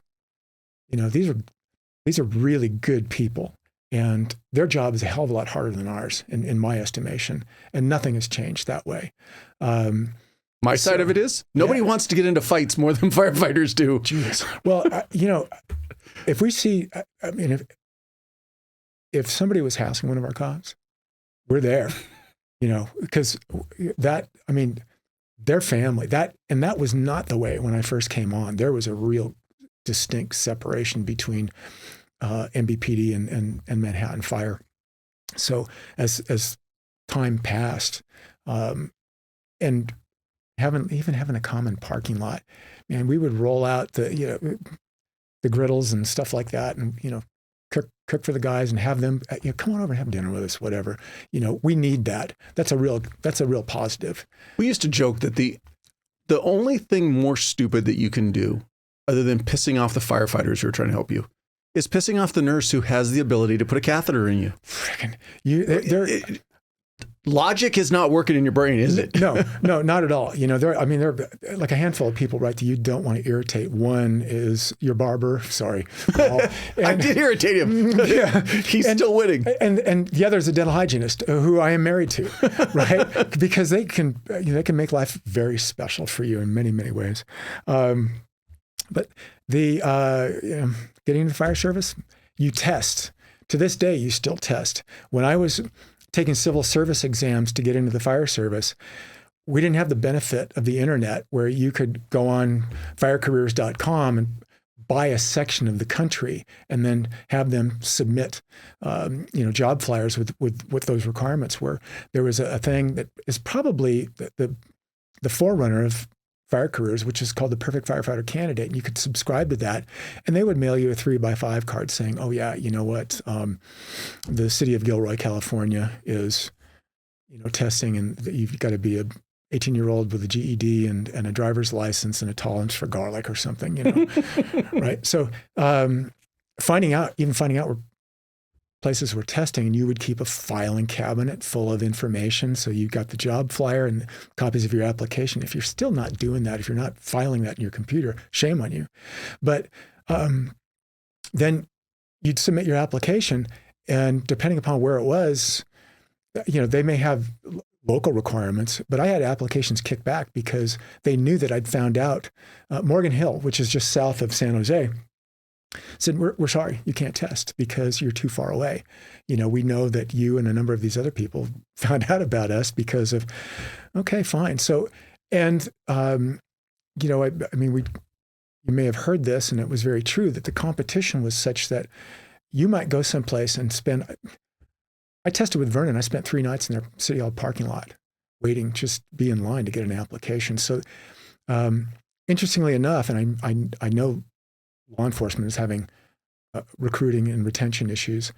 For the first time ever, I'm seeing, like on Instagram, all these flyers from these different departments saying, hey, we're testing. I don't know. And I went through this towards the end of my career where I was sitting on interview panels, and these people that were coming in and interviewing, we got some high quality laterals that were coming in because we had some good benefits and the word was out that we trained. But otherwise, there were periods of time there where we were really scraping to come up with just enough people to take the test. So, what was keeping people away from the fire service? Now I think we're moving into kind of a generational, what the boomers had versus your generation versus the millennials, and our ethic, our work ethic is different. The way the sense of service isn't there. The sense of service isn't there. Yes, the sense of service isn't there. I think the willingness to commit to something where, I want it all and I want it quickly, I mean, we used to joke about, why do you want to go into the fire service? Because I want a camper and a boat, just like everybody else. Well, no, I want to go into the fire service because this is what it can do for me, as opposed to this is what I can do for the fire service. And there are a lot of kids now that, I talked to my wife about it. She's got patients, got kids, they're 23, 24, 25, they're still living at home. They've got college education, but they're still home. Something I just thought about right now. So we both come from an era where the greater majority of the men in our lives growing up served, but not volunteered. They were called to action.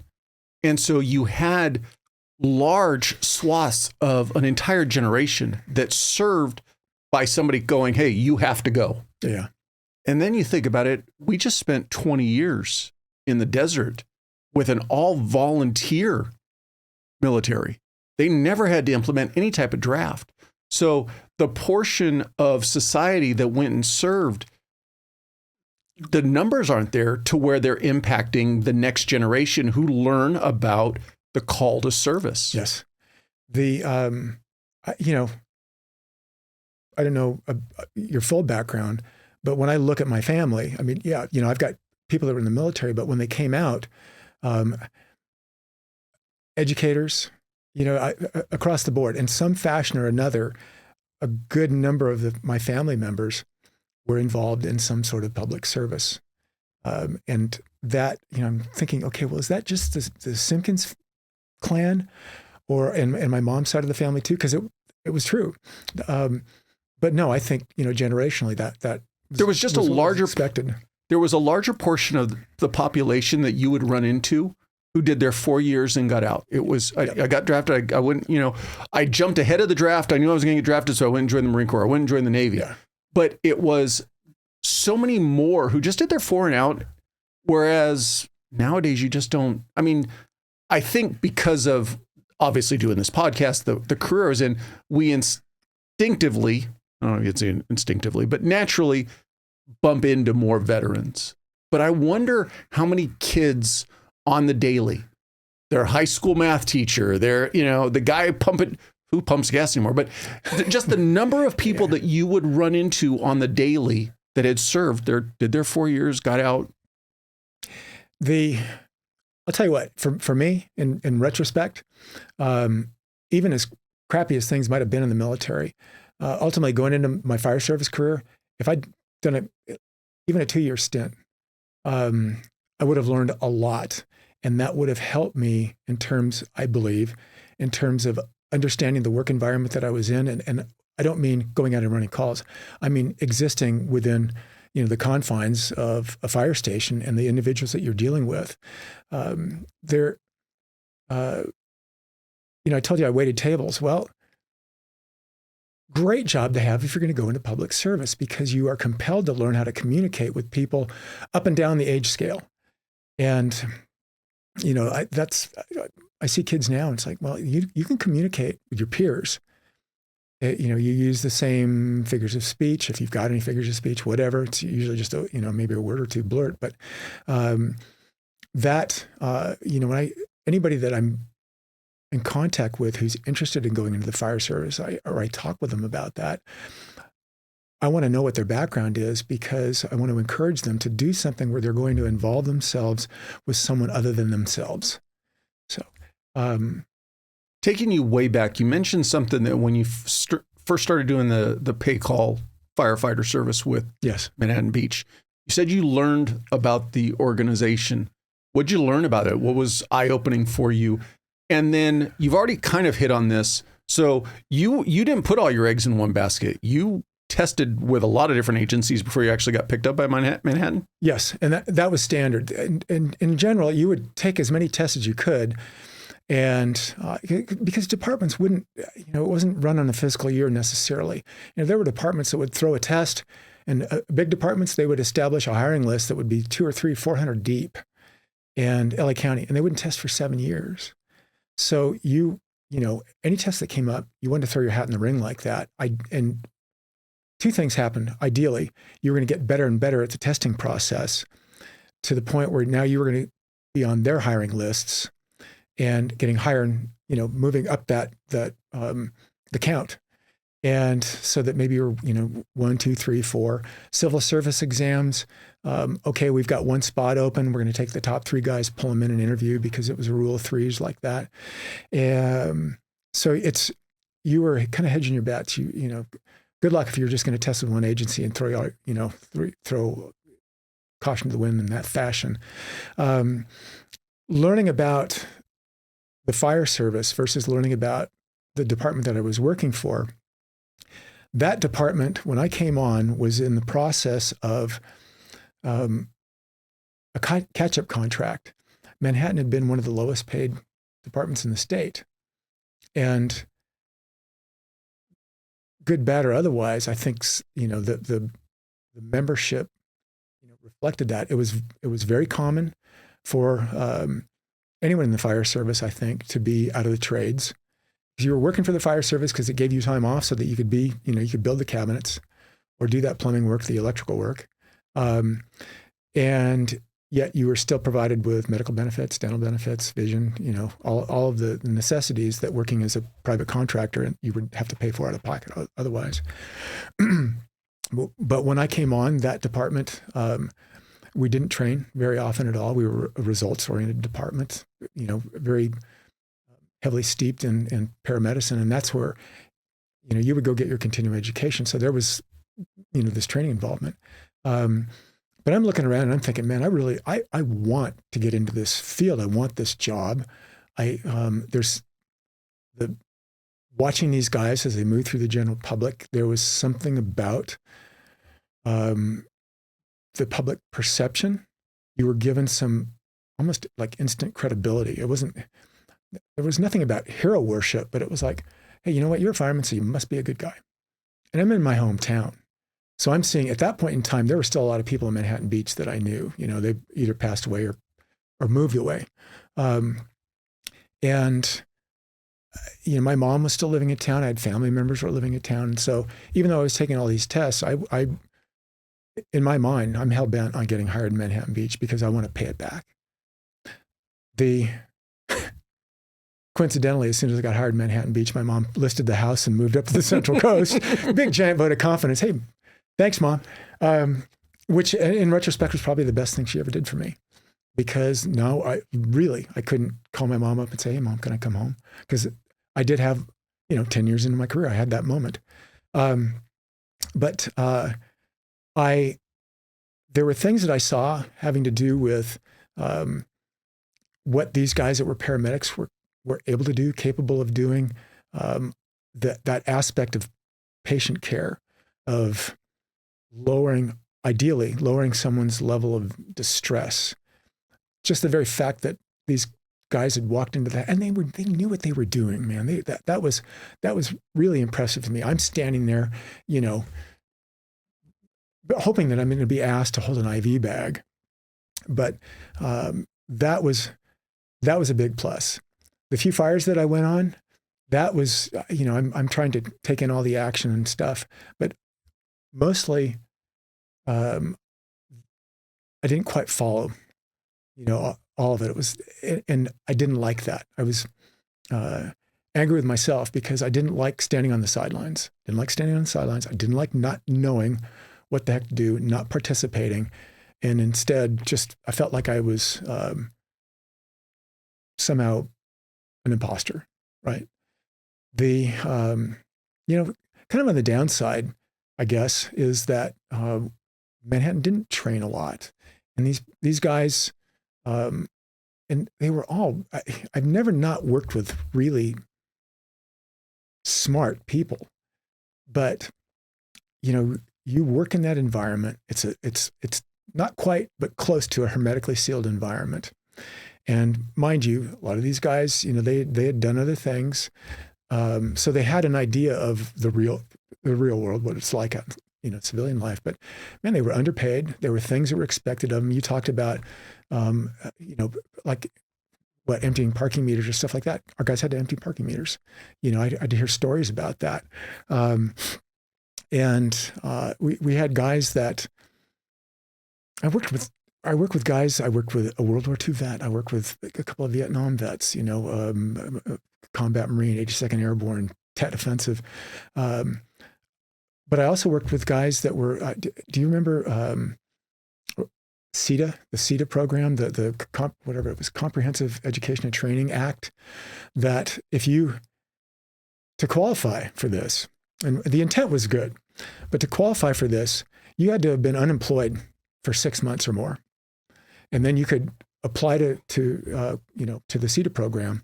And what they would do is they would take you and they would put you into a public service position. And the idea was you would get all this on-the-job training such that when the test happened, you would be able to compete with these other people. Well, to be out of work for 6 months, I mean, everybody's got their own, but if you're a smart guy, and capable and, fit and whatever, and you haven't been working for 6 months, I don't know, what got you there. So there were guys there that probably, and they were, they're older than me, but they were probably not as highly motivated as they could have been. And it seemed to me that was probably the culture that had been going on there for a while. So some really, really dynamic guys across the board, period, end of sentence. But what I was thinking was, you guys I just got done waiting freaking tables. I'm working as a fitness instructor. I come in here, I put this uniform on, and I'm not one. You are all doing this, and you're sitting around and you're complaining about it all. Well, years later, it's like, okay, I guess that's what makes the world go round, because people complain naturally. But that was my initial impression. But you were just in an awkward spot because you really wanted to be where they were at. Oh, yeah. They'd already made it. Yeah, absolutely. Absolutely. And so for you, you're in a weird way, you're just looking at all the shiny parts of it. You're not looking at the underbelly of it. You don't know what you don't know. Exactly. And like I said, 20/20 hindsight, right? At that point in time, early into when did you actually come on with Manhattan Beach? So as a firefighter, full time, that would be August the 8th, 1989, Paul, on my birthday. I was 33 to the day. Still getting horse-drawn? And square wheels, rigs. The whole bit. Yeah, exactly. Steam engines and by the way, bucket brigades. These scars you see were actually from the feed bag that they put on me. Well, and there, guys that you talk to, getting into the fire service, right? Going through all of the whole testing process and the angst that comes with it, and never knowing, and then all your buddies, because you're constantly networking. Oh, so-and-so got hired, so-and-so got hired, and I'm not getting hired. And God knows I shot myself in the foot on multiple occasions in the testing process. I was not one, I should have, but I didn't go out and continually ask for help. I was shy to that and insecure to that. And, how are you going to be competent at something if you don't at least ask for help? But I couldn't turn the corner on that. The other thing is too, that, I shriveled up a little bit, but, I'd go walking in a room and, here I am, 6'4", 220, and pardon me, there's some presence there. So you immediately, eyes are on you. And I was a fat kid, teased and constantly self-conscious. And so I could have, shoulda, woulda, right? But and I tested with Manhattan, and I was supposed to come out number 1, and I didn't. I came out number 3 or something like that. They hired a guy who wound up not lasting very long and going to another larger department. And then, okay, so there's this spot that's open, and the fire chief calls me into his office, and he says, well, look, you know what? I just want to let you know, I'm going to offer you the job, but I've already offered so-and-so, and, I'm still waiting for his acceptance of it. And if for whatever reason he fails his background, and there's only one open, right? Nothing like building your confidence. then I'm going to offer you the job. I asked Janet to the dance first, but if she still Telling says... you. So little did he know that this guy was already in the process with another department, a larger department that he was far more interested in going to. And all three of us, the top three, had been paid calls. That was a great, it was kind of like a farm team. So I get a phone call from the fire chief. Well, so-and-so decided to blow me off. So you want to come to work for Manhattan Beach? It's like, oh yeah, okay, I guess. Let me cut my nose off, I spite my face and say no. Exactly. Yes, I'm there. So that was it. They, even though I'd had this in-house training, they opted to put me back through, it was the South Bay Fire Academy, which was a great experience. I needed all of that training. I made some good friends out of that, and got on the floor, and I was on my way. But that always something, right? There's always something. When I came on, generally speaking, I think civil service probations, generalizing, they're 12 months. Well, Manhattan's for the fire department was 18 months. Well, the reason why it was 18 months is because once upon a time, they would put you through a 6-month paramedic program, and they had never changed that in the manual of operations. Okay. The guy that was supposed to be my training officer. My first agency was 18 months, and there was no paramedic component to it. Fair enough. Okay. Don't feel sorry for me. But the guy that was supposed to oversee all my training, take me through all my probation, because you're supposed to have tests and drills and blah, blah, blah, blah, blah. After I'd been on probation for the first 2 months, he got really sick and he was gone. And nobody else, that's how Manhattan was. Nobody else picked up the ball on that one. How big was the agency at that time? When I first came on, 3 shifts, 10, 10, and 9, a fire marshal and a fire chief. So 29, 30, 31. And single station at that time? 2 stations. Still 2 stations. A main station was the headquarters, and then out in a residential area, a 3-person engine company. So the with the right out of the gate, what they wanted to make sure that you knew was the city. They would give you a map drill. I was born and raised there. Yeah. I memorized it and did fine, and the guys were happy with the way that I drove, and I knew the routes. I'd grown up in the area, so that was it. And I'm winding down. I'm about a week from being done with my probation, and I get called into HR, and I'm asked, well, where did you get your fire tech educational requirements? How many units have you got? Well, I had 9 units prior to starting. And then because the tower class that I went through was accredited it was brand new. El Camino had accredited, community college had accredited the one class prior to mine and then mine. And you got 12 units. So I had a total of 21 units. Well, come to find out that in the same antiquated, defending myself, flyer, you needed to have completed either 12 units of fire technology prior to getting hired, or 6 units, I think, on your own time and expense. And I'm like, well, I've got 21 units. Well, yeah, but you didn't jump through the right hoops to accomplish this. So the next thing I know, I'm getting my probation extended for a period of up to 6 months.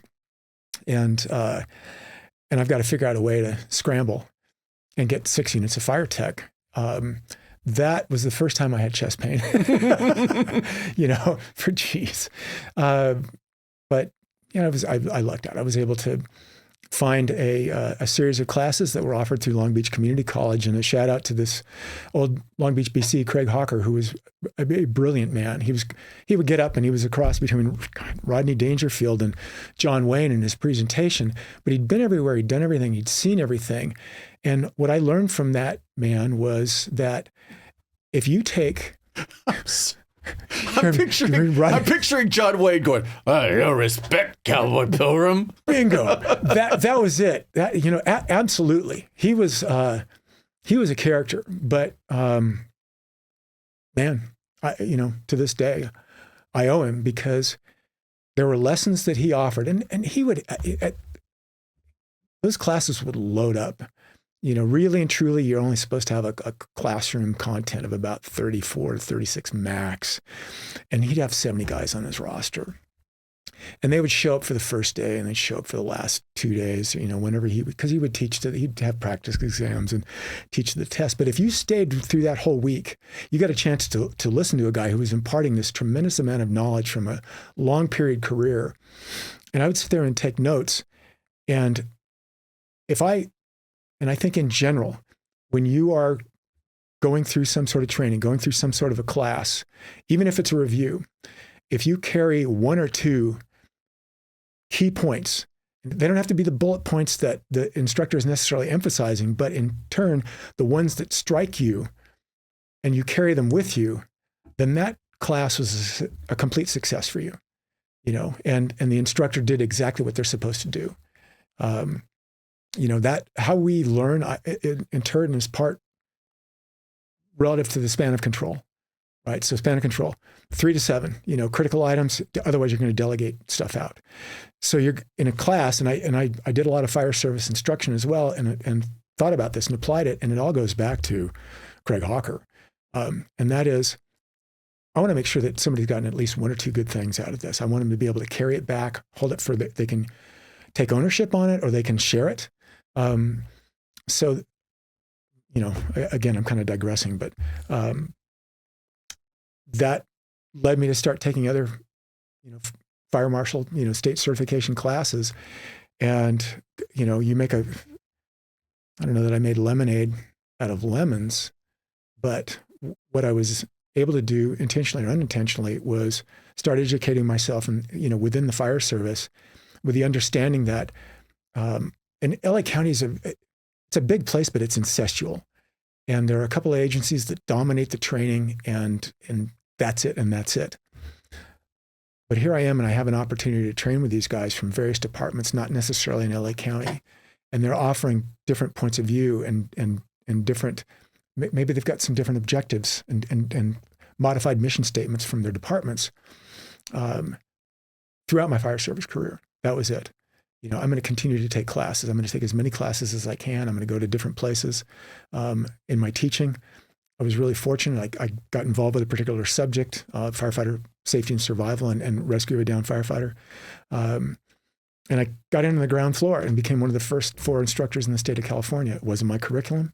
I just, right place, right time. And I had an opportunity to teach on the local, county, state, and national levels. And what I got out of that was just like what you're getting out of interviewing people, is this great broad stroke exposure to different individuals and things that you can glean from them, things that, it's like, okay, you know what? I'm glad they experienced this, because I don't need to. God knows I've got diplomas from every school of hard knocks. So. But you go back to those 3 days before you're going to clear probation, and they go, you don't have this training. Had you had that training, who knows what would have been different for you? Because like you said, you may not have found that motivation to go, oh, wait a minute.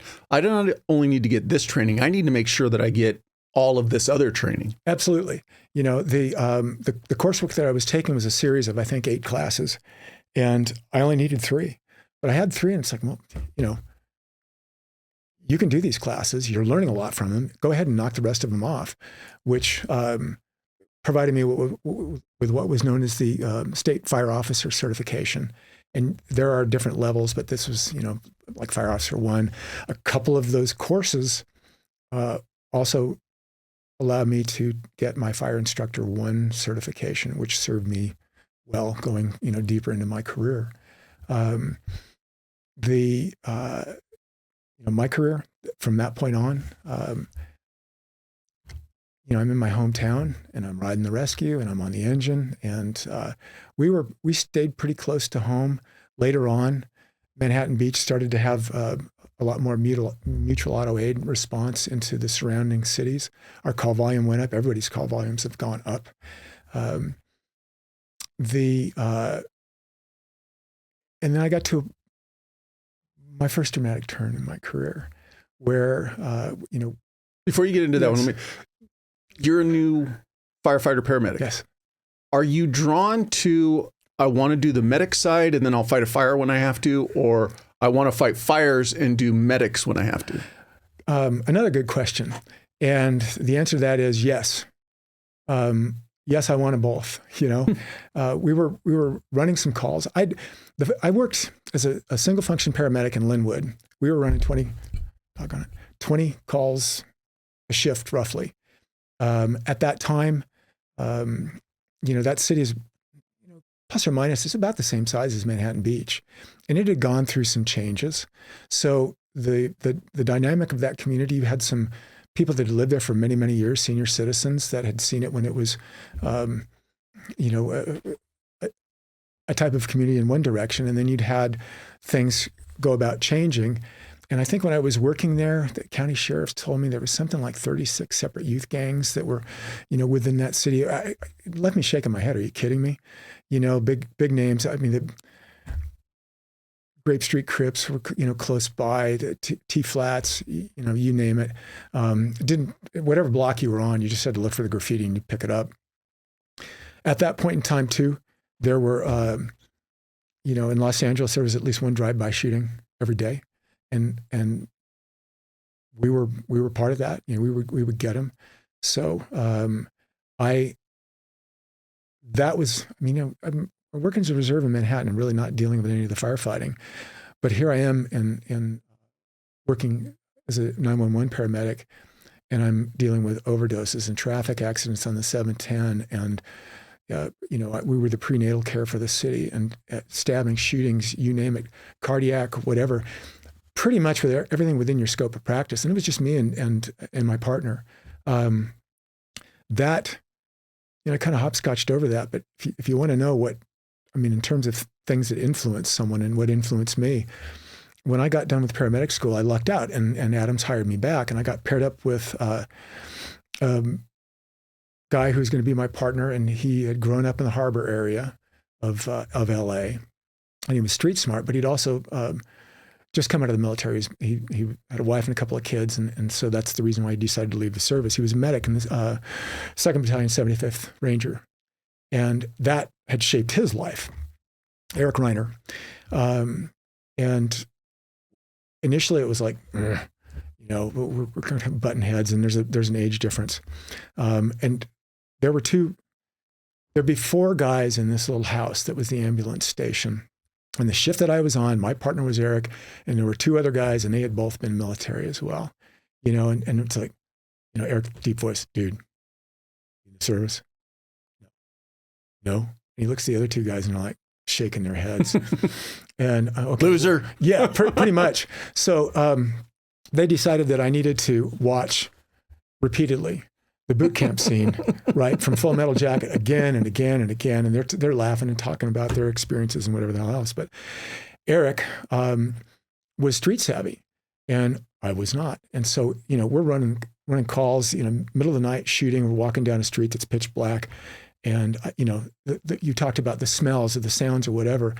The sound of walking on shell casings on asphalt, you know, with no lights, and I'm looking down, and I have a flashlight down there, and it's like, man, this is, and for a long way. So this has gone on for a while.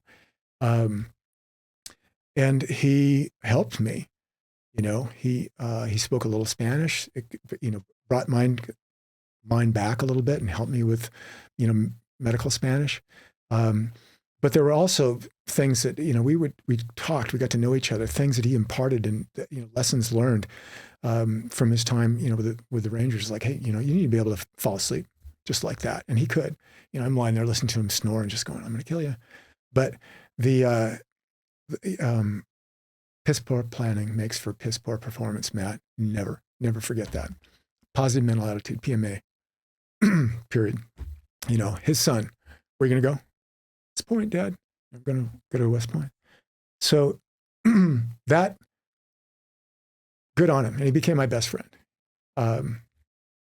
And he ultimately wound up getting hired by LA City as a single function medic. And he was there, and they were kind of getting ready to transition. And he was assigned a partner, a guy named Mike Butler, who, you know, Eric had this fold of friends. It was his old CO, Jody, who was, and a couple of other guys, and Mike and I. And that was the like the circle of trust, right? Circle of trust. And Even though he was working with LA City, I mean, we're comparing notes. And then ultimately I got hired by Manhattan. But our families were close. This was, for me, it was marriage too. And our wives, hit it off. And my wife and I were godparents to one of his kids. And like that. So You've got a lot of coffee options out there. You've got a lot of veteran and first responder owned coffee companies as well. Trident Coffee is one of these companies, but they're different. Trident fuels your body and mind with a premium cold brew that's infused with powerful ingredients for performance, focus, and wellness. Made with organic MCT oil, lion's mane, and reishi mushrooms, this isn't just coffee. It's fuel for your brain, ensuring smooth, steady energy with no jitters and no crashes. Plus, the cocoa powder adds antioxidants, and the electrolytes keep you hydrated and balanced. Yes, they are cold brew experts, and their beans are brewed for cold brew optimization. But what does that mean for those of you who also love hot coffee like me? Their coffee tastes amazing, not bitter. So enjoy it hot or iced, mixed into your protein shake, or take it on the go. However you drink it, Trident Coffee is coffee upgraded. Get yours now at tridentcoffee.com and use the promo code TDP15 for 15% off your order. That's TDP15 for 15% off your order. Stay sharp, stay fueled, stay ready.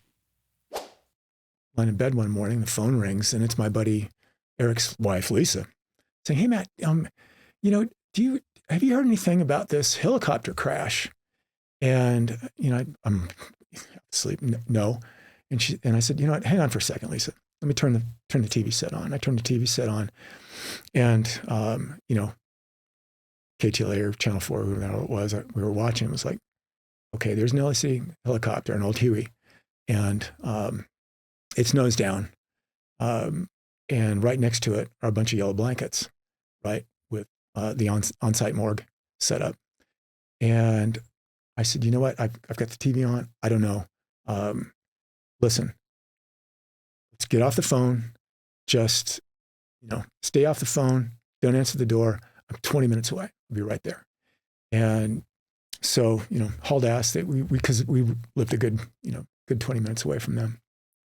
And by the time I got there, the LA City chaplain was, knocking at the door, and the news crews were starting to, orbit around. And the upshot of it was that Eric and Mike had gone into work early, and this call came in for a traffic accident, right, with a little girl that was auto versus a trash truck, and there was an entrapment. So there was a lot of time spent on scene. And I think we're all, everybody that's listening is familiar with the idea of a golden hour. And so the extrication took quite a while. And what wound up happening was LA City, they called in one of their airships, air units. And I, forgive me, I may be wrong about this, but I don't think that this is a Vietnam era Huey. That particular bird, I don't believe, was configured as a medevac. It was, if you can have a utility bird in the fire service, that's kind of it. So you're looking at, maybe some lash downs to hold down a backboard, but otherwise aluminum tubing, and webbing as seats and stuff like that. And on, the firewall, you've got the tuck and roll diamond plate. But they jumped in on that call. And so Mike and Eric were on board that helicopter, along with the crew chief, the pilot, and I think they had an engineer, one of the other firefighters, who was the guy that would drive the engine, on board. And they were going to go fly to Children's Hospital. They were over Griffith Park and had a total failure of the tail rotor assembly. And, I know something about helicopters, but the upshot of it is that when that tail rotor, it offsets the spin of the main rotor, and when it goes, then the whole fuselage spins, and you're in the washing machine, you're in the spin dry cycle.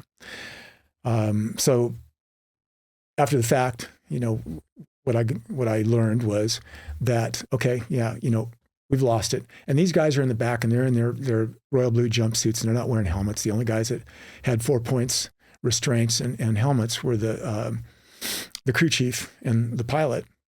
And the pilot did everything right. He shut everything down. He's looking to try to auto rotate in, where you change the pitch of the blades and you try to, capture some energy that way. And it's an old thing. It's not built.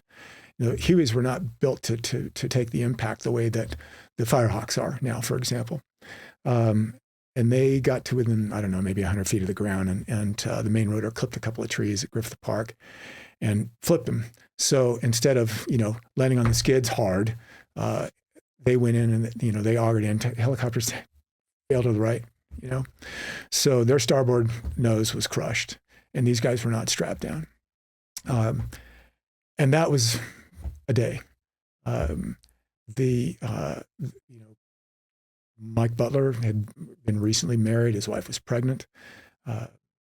Trying to get the two of them together. The FAA's out there doing the investigation. We're watching this whole thing unfold on TV. My wife, my son, eventually they show up. We're trying to maneuver through all of this. And then eventually word is that the two guys have been moved up to Big County SC to their morgue. So we're going to go up there, and I haven't told anybody this story. Bits and pieces. That's it. So it's decided that the chaplain from LA City is going to drive us up to the morgue because the girls want to see their guys. And we get up there, and there's a BC from LA City along with, I think they get that time it was like a chauffeur, an aide, whatever. And they come out and they meet us in this plaza area, and they tell us, look, and there's a guy that looks like he's straight out of a Jack Webb, it's just, he was a deputy coroner, that buzz cut and the whole bit. And he's standing there, and the BC is explaining to us, we're really sorry. We can take pictures of the guys for you, but you can't go down there and see them because they're in an area where, there are other cadavers that are involved with cases that are being investigated, and there's a chain of evidence and issue. And I'm looking at the two girls, and these are young. I mean, they're young girls. I'm not an old guy at that point, but 1998. And I'm thinking to myself, well, this isn't right. And the guy from LA City, the BC, he can't stick his neck out. I get it, but that doesn't pertain to me.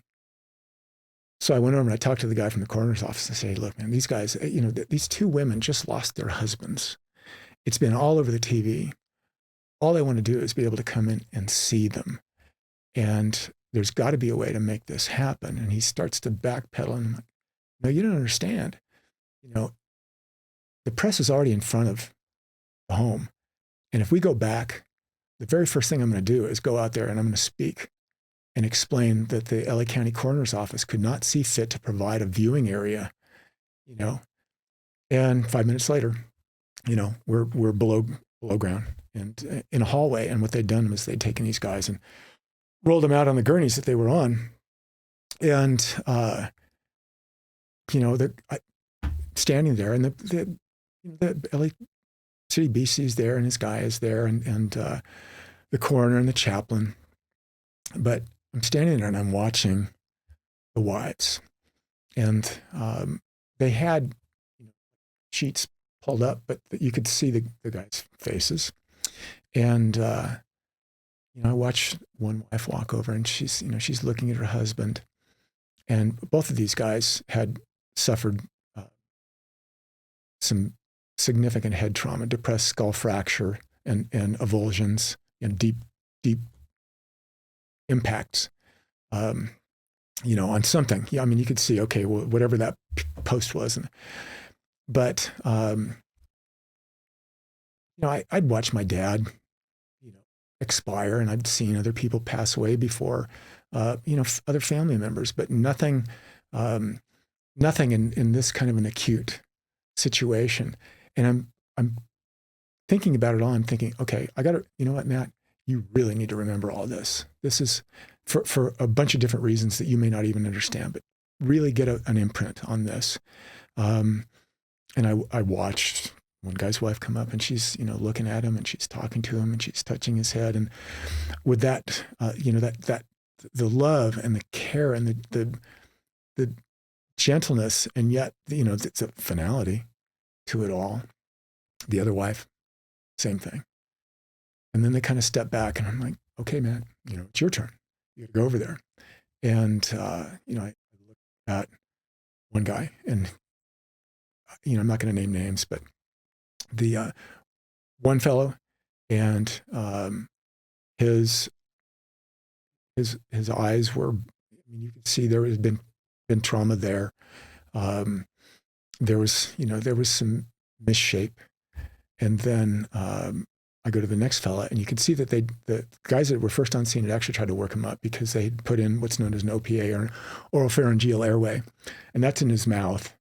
But the big time depressed skull fracture, and I'm thinking, their kids are going to. I mean, if they ever ask, 20 years down the road, I want to be able to answer whatever their questions are.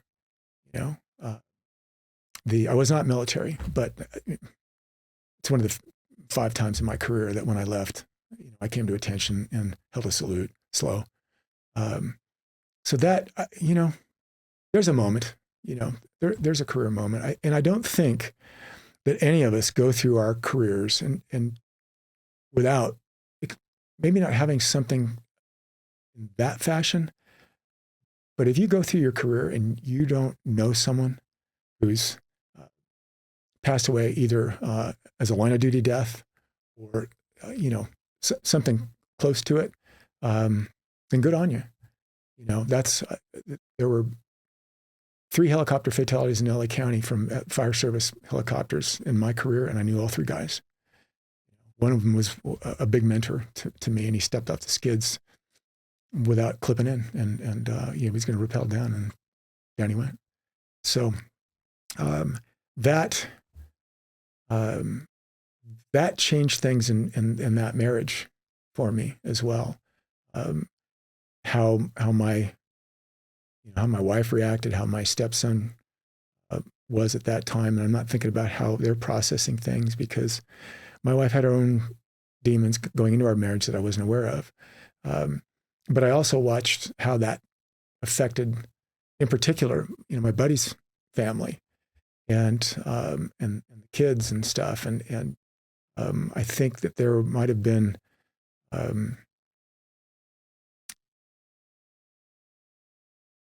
survivor's remorse in a fashion where my buddy's wife, I kind of got the word that it was like, well, why did it have to be so-and-so? And why did it have to be what, and Matt's still here.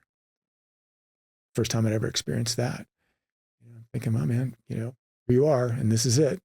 And you asked for it. So, hopefully you're prepared for that. I've listened to some of your podcasts, and, you talk about compartmentalizing things. If ever there was a time, to compartmentalize, that was it. I can still hear Eric's voice, but that was an education.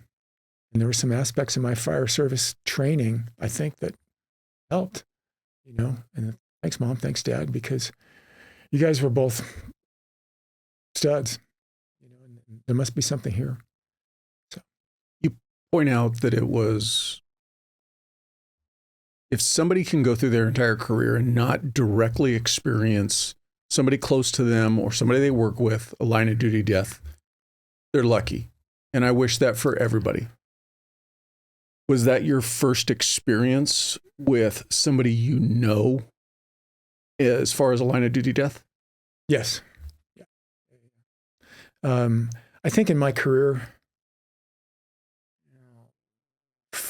maybe a total of 4. It's interesting. Early on in my career, there were a lot of things that that went on, things that I experienced. That wasn't the best of experiences, but I had some other experiences, early on where I went to the riots. Even before I went to the riots, and I'm sorry, civil unrest. You to take your pick, but what I saw was not a civil unrest; it was a riot. And right.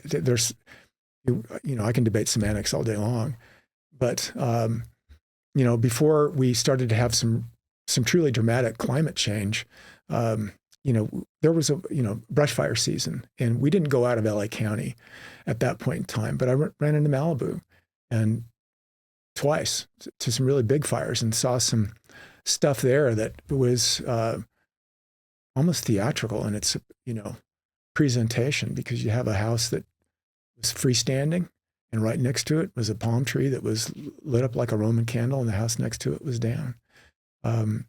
We had an opportunity. You asked about paramedic versus firefighting side. That was, I felt like I was doing what I was supposed to be doing. My training was doing what it was supposed to be doing. The riots, I had a career in one night, basically. We watched everything unfold, and then they rolled us up as part of a strike team, and we went into downtown LA and went from one fire to another to another. Man, I felt like I was back, kind of back in the hood a little bit. Gunfire, explosions, all sorts of stories. I ran into my buddy Eric. He was working with LA City, and we were at the main bus terminal in downtown LA, Fort Apache, and he comes up to the engine, and I'm like, it's an enclosed cab, which were relatively new. You had open cabs, semi-open cabs. And he comes up to the captain, and he goes, "Excuse me, sir, you have a big white boy named Matt working with you?" And he's like, "Yeah, he's in the back." And I peer over and here's Eric with his glasses, pushing his glasses up. He's like, "Dude, it's heavy out there." And they'd gotten boxed in on the rescue and had to actually drive over someone, that was deceased, but they were being assaulted. We had, not my engine, but one of the other engines, had a bottle thrown against it, and had guys trying to climb up in the engine. They had to fight them off with shovels. The sun came up. There was an inversion layer that day in the LA basin, and which is kind of like putting a lid on the LA basin. And I'm up on the roof of a mini mart, a strip mall, and we're swinging axes because we run out of gas for the saws, which I was never all that good with a saw on a roof anyhow. But sun's coming up, and we're wearing flak vests underneath our. That was another interesting thing. And I'm looking around, I'm looking to the west, I'm looking to the east, and there's still, there's explosions like transformers popping off, and there's, you can still hear sporadic gunfire. And by the way, working in Linwood on New Year's Eve and Cinco de Mayo, Daryl Gates played Find an overpass. Yeah, the old LAPD chief, Daryl Gates, played an audio of that, and that's exactly what it heard like. They shut us down at midnight, and we're wearing flak vests and holding mattresses over. Jeez, but I'm looking around, and what I see, because there are a number of fires in and around the area, and you could see these columns of smoke going up at about 2,000 feet, hitting that inversion layer and flattening out. Now, mind you, I know this is history, and I'm thinking, this is what I'm supposed to be doing. I'm in the right place at the right time. And then I realized that maybe I hadn't forgotten everything that I'd learned in school, because I thought, I remember reading about Juan Cabrillo sailing into the Santa Monica Bay, and he called it the Bay of Smokes because of all the Indian fires. And then it flipped up onto this inversion layer. Like, Matt, you're surrounded by history, and you're thinking about Juan Cabrillo. Oh, dear God, you are in the right line of work because you're sick. So go figure. Something that you said that made me think about is, and to joke about the evolution, and every generation does this, but the soft young firefighters who get an enclosed back cab where when you started, you rode facing backwards, partially exposed. Man, it was exciting. The engines that we had, Manhattan transitioned from having they were frugal. The city was frugal. The tax base was increasing, and eventually that reflected in, the equipment that we got. Plus the fact that enclosed cabs, became mandatory. Especially if you're going to do some sort of a wildland response, you had to have protection for all the guys. And that engine, it was it was kind of suffocating. There was something about, sitting in the jump seat in the back and the elements and, waving at everybody. Okay. But it's, yeah, I'm lucky. But then I'm sure you experienced it. You probably had even older firefighters who came on when firefight trucks were completely open. In fact, we had, when I went through my PEG call training, we were training on an open cab. One of the reserve engines that Manhattan had just had a cab installed. They'd taken it over to the city yard, and these guys had fabricated, using some fiberglass, and they'd done a wonderful job. But when I first came on, you could still ride the tailboard, and there was a seat belt, and you could hook up to a crossbar and stuff. The good old days. The good old days. That story that I told you about Eric and Mike, that I think.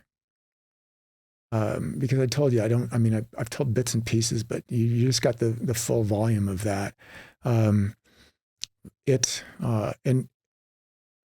of that day, but those are the kinds of things. And when I've listened to some of your other podcasts, you carry that stuff with you, and whether or not it's in the forefront of your thinking or not, and maybe you have been successful in kind of segregating it from everything else, but nonetheless, it's it's like the chains of Marley's Ghost. You're bagging it up and you're carrying it, and then again, the evolution of that whole story, and ultimately, I think that served to facilitate the end of a second marriage. I don't know that I was wearing that well. I'd had things going on at work, in part that were, there are times where I think, I'm responsible for my own behavior. And could I have done better? Yes.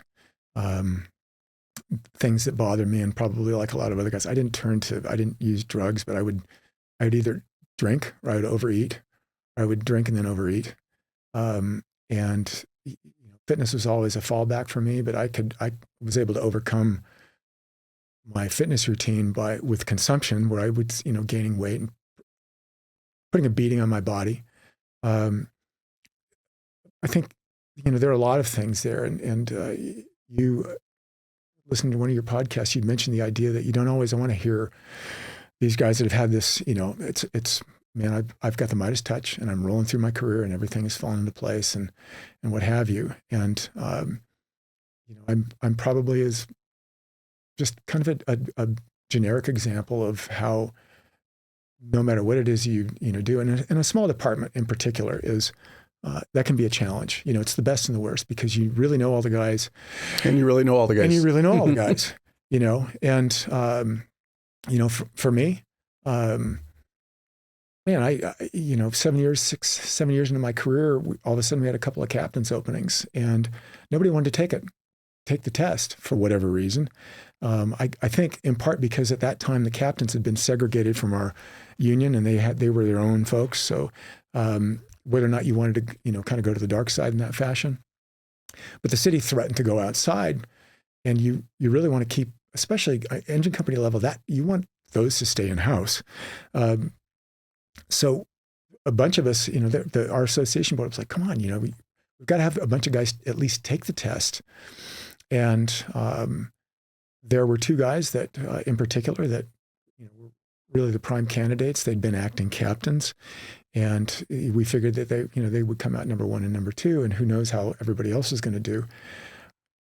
Because of the fact that I'd taken all those fire officer classes, I had a wealth of test knowledge, and it turns out that the city, contracted to a company, Deneau or somebody, associates like that.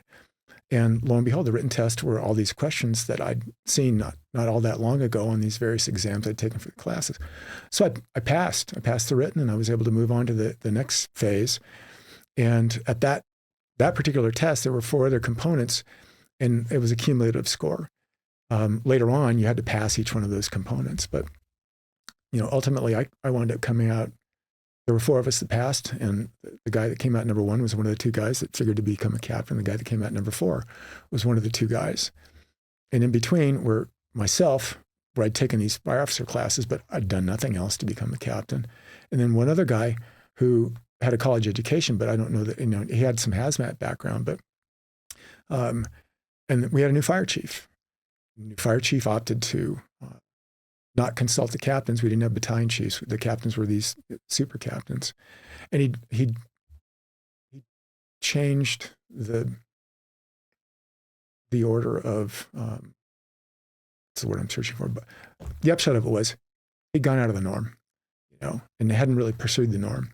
And he went ahead and he made these promotions, and the first one was great. And the second one really caused some consternation. Did the guy turn out to be, a good captain? Yeah, I think so. We all have our quirks, but I mean, ultimately, brilliant guy, really super, super sharp guy. And was somebody who I would trust on the fire ground. So, but it just raised a bunch of eyebrows and caused a lot of conversation, such that now, it's Matt's number 1 and this other guy's number 2. And another opening comes up. Well, I found out much later that because of that, how the first 2 promotions took place, I'd kind of been lumped in with this guy that, again, had no experience. And so I got passed over. I tried to do some things so that I could become an acting captain, but that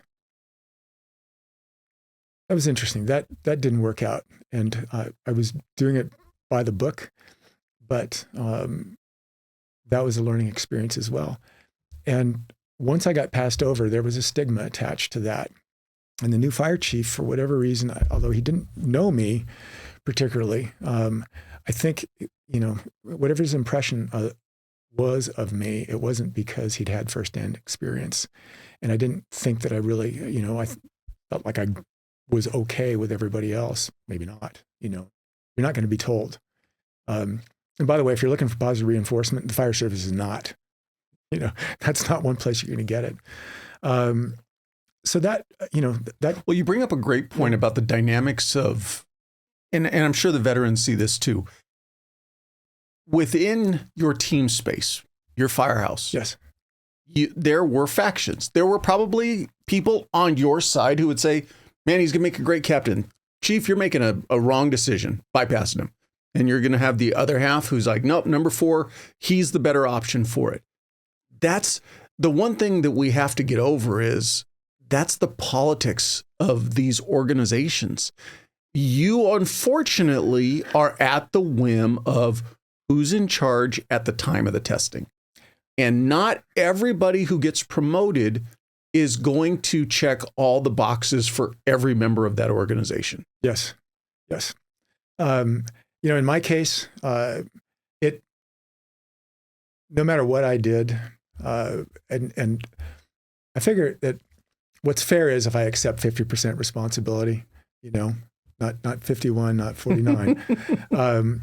But could I have done myself some favors and maybe enhanced my position or my ability to promote? Possibly. But this particular fire chief stayed there for a long time. And that, so be it. And the way that I see that is, for me personally, that's water under the bridge.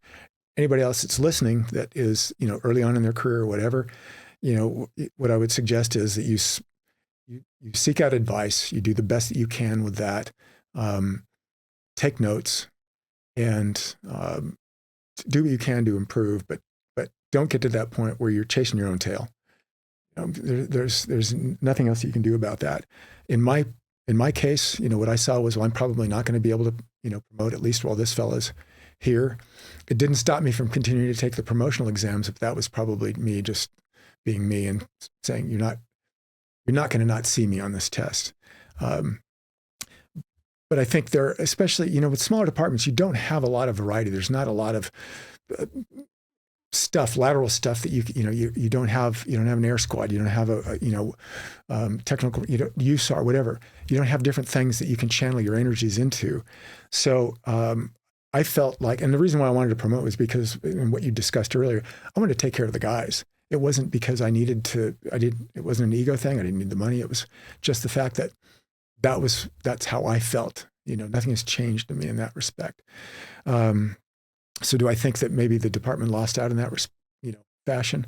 Yeah, a little bit, for sure. But how much, I don't know. Of course they lost out. They didn't promote you sooner. Well, if I'd been promoted when I, could have been initially, I don't know that I had any business being in that seat. I needed to learn a lot, which goes off in another different direction, which is anytime that a new captain is promoted, regardless of they've been, you get somebody who's been promoted into a position of responsibility and management of sorts, personnel management, there's a growing period, and when you're talking about younger guys that get hired young into the fire service, so they don't really have this great adult exposure to the rest of the world. Now they're just carrying it into this group of just a very small dynamic. Everybody else has got to go through that growth period with them, and I think the best guys, people, whatever that progress with that are the ones that either inherently, instinctively, or intentionally allow for the group dynamic to assist them in that maturation process. If you don't, if you're so insecure in yourself, you've got to micromanage, then everybody else is going to pay for it. And you're not going to have, just generalizing, you're not going to function well. You singular, you plural. For me, what I opted to do with my energy was, if you can't conquer from within, you conquer from without. And so that's when I got into teaching, and that was a big plus for me. I'd gone through divorce, and I'm living on my own, and I got into this. We talked about it earlier. Fire service instruction, teaching. Firefighter survival and rescue, and was able to go all over the place with it. Departments had me come in and train their guys to be trainers. Cal Fire flew me up to Sacramento to Ione to be up there. And that was rewarding, because otherwise I would have just been twiddling my thumbs, wondering what the heck was going on, and staring out the window at LA Harbor and watching the boats go by. That, I think, if you want to get something from me, that would probably be it. Use your time wisely, understand the time will pass no matter what it is that you do. So use your time wisely and be prepared. That's a retrospective. The other thing is that if you can't take your energies, if you don't feel that you're being utilized, then you've got to make your own course, find it and make it appropriate. And if you have the opportunity to share within your organization, then, do it. And hopefully, it will be well received. There you go. Question. So I want to circle back to, because I cut you off as you started to mention a pivot point in your career, and I took you backwards to the beginning. I'm going to leave it to you, because there's two directions I want to go. I want to hear about that pivot story, or that pivot in your career.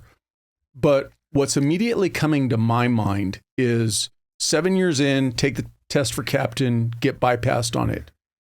You had the experience of testing with other organizations to get on board. You've now got the experience of basically being kind of kicked in the gut and said, we don't really like you. Was there a point that you said, I'm going to now, at 7 years in, I'm going to go look at another organization? And did you consider leaving? Good question. Again, only for about the blink of an eye. There were some things to factor in. At that 7-year point, I was still married. I had accepted the responsibility for a stepson as well. And, with the civil service job, there's that civil service probation we talked about earlier. Once you're off of probation, you've got some really good job security. You've got to do a lot to foul up enough where you're going to be fired or dismissed, whatever, resign. And for me, 7 years into the job, I got hired on my 33rd birthday. I was 40 years old. I was in good shape when I was 40. But the prospect of testing out and going someplace else and risking. Being the 40-year-old new guy? 40, yes. Being the 40, that's like the FYNG versus the FNG, right? So, that financially, I wasn't sure that was going to be the best move. There was certainly some insecurity there with that. Funny that you mentioned that, because here was this fire chief that was a long tenured fire chief, ultimately in my career. But at one point, he talked to me, and I knew, in doing that teaching that I'd done, I'd met people that knew him intimately from his previous couple of departments, and I knew what his experiences had been, and he'd maxed out the department that he was at, but he was able to test out and achieve another rank, and that got him to become a chief officer of sorts. He was a battalion chief elsewhere. He became a fire chief in Manhattan Beach, and that had been a successful formula for him. So, to his credit, he did talk to me about, Matt, here's what I did, and you might want to consider this if this is the direction you want to go in. And I wasn't sure how to take that. I wasn't sure if it was a case where, okay, he's giving me some legitimate counsel here and trying to be helpful, or is he just trying to get rid of me? And, I kind of split the difference on that. In general, when I look back on my career, was I on a low boil, wrapped a little bit too tight? Yeah, absolutely. And did that cloud my judgment and my thinking? Absolutely. Whether or not I knew it then, who's to say? But that, the idea of having to go through another probation for fear of getting injured or whatever, as opposed to here I am and I'm in Manhattan, financially, I am dependent on this. I don't know where else exactly I would go. LA County was the only other place that I really had taken a look at where I thought, okay, they're such a diverse organization. That was very appealing to me. I knew that if you wanted to promote, you were going to promote. They're, behind the scenes, as far as LA County goes, it's massive, but I think that each station kind of represents Manhattan Beach in certain respects. The only benefit is if you kind of burn a bridge at Station A, you can go to Station B, where Manhattan Beach didn't really offer you. You had two stations, but no, that was it. The variety was minimal. You got channels 3, 10, and 13. That was it. And I'm working in my hometown. Even though my mom's gone, I'm not able to take care of her. I still had family there. I had friends there. You're at the beach, I get off work in the morning and go down. So there were, and weighing it out. And ultimately that's what I did do, was take a legal tablet and pros, cons, and went through them and tried to be as objective as I could. And it was a case of, no, I'm too lazy. I'm going to stay. Do I want to work that hard? Do I want to take the risk? I'm not a risk taker. No. So that was it. And that was it. After being passed over and then having I was passed over off of that same list twice.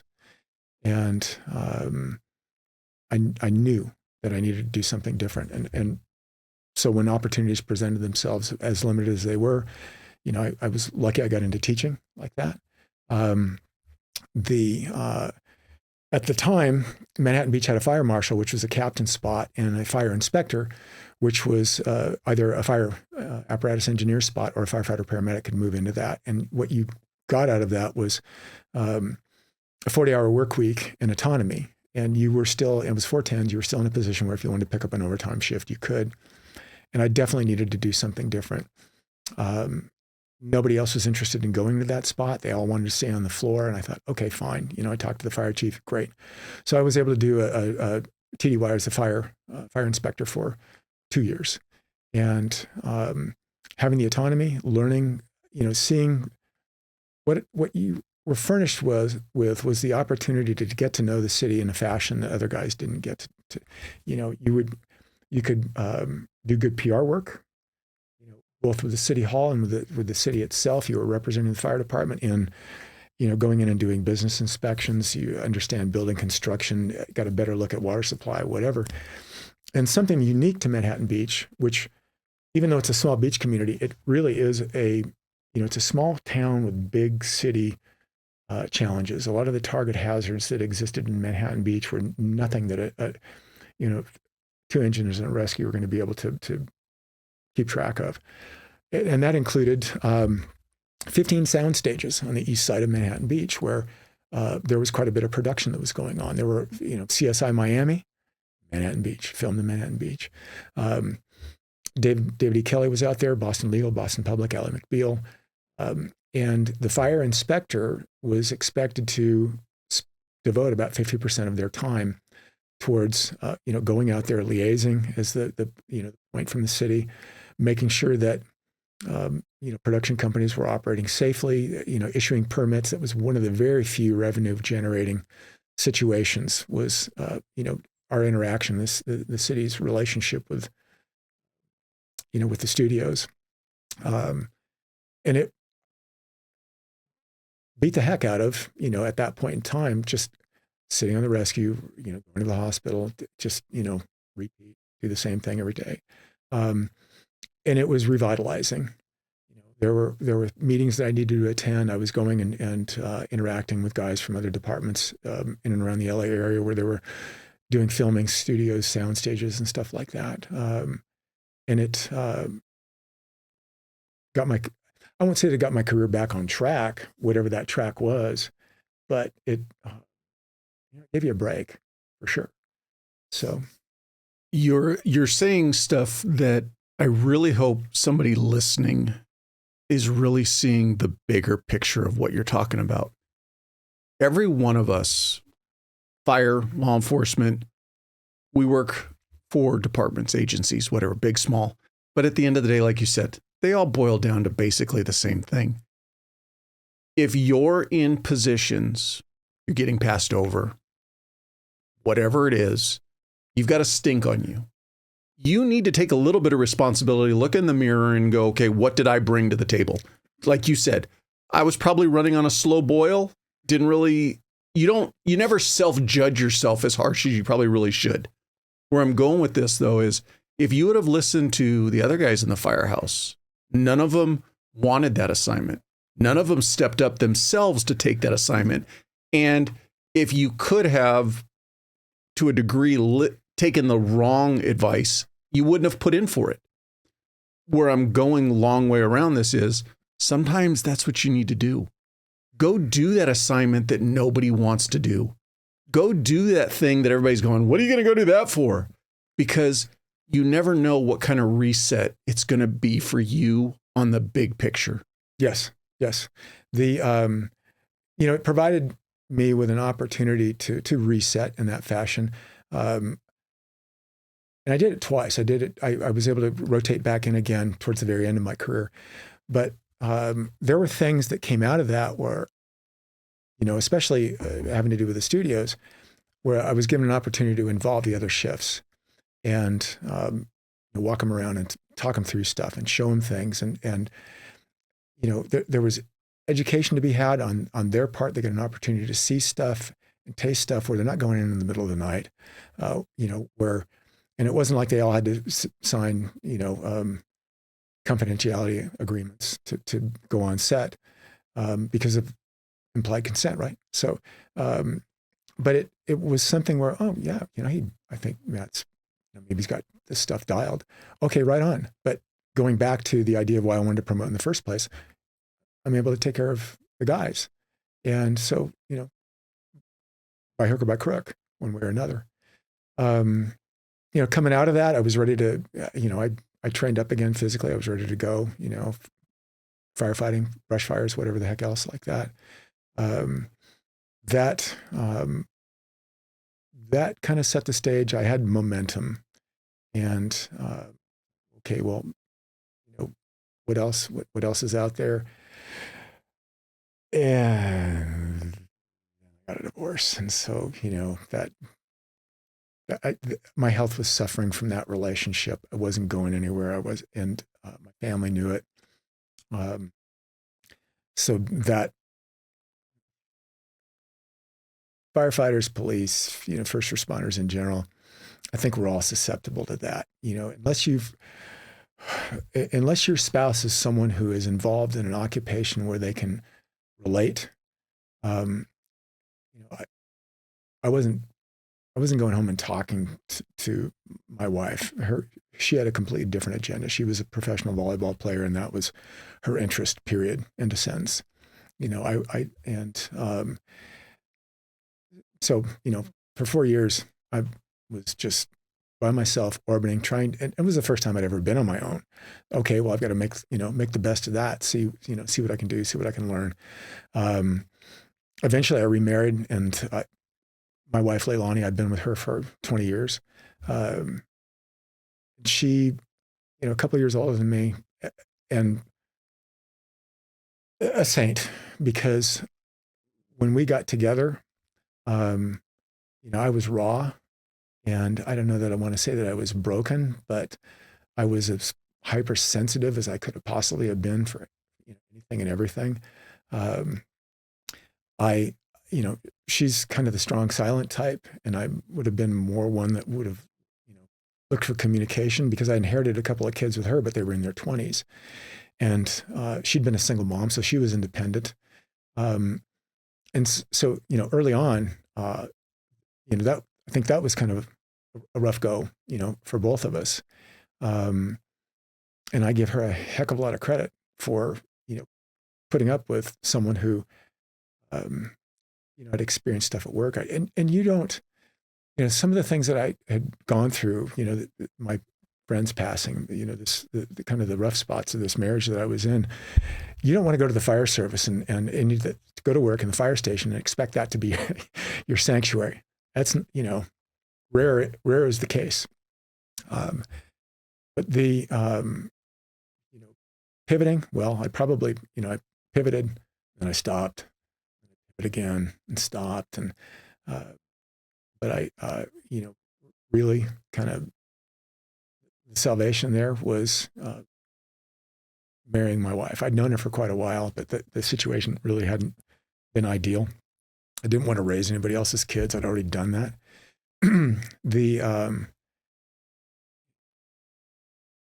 So we're married, and there's 2 steps forward, 1 step back.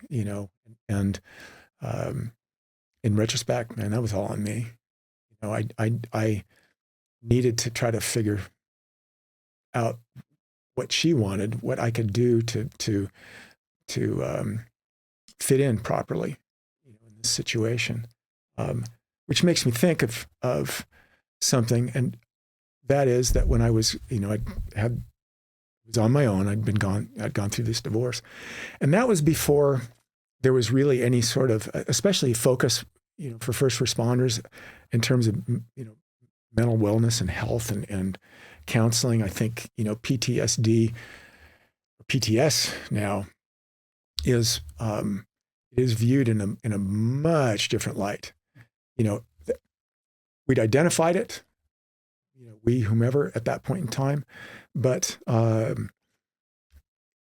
it was a mystery, or that was a stigma, that was something that was attached to that. And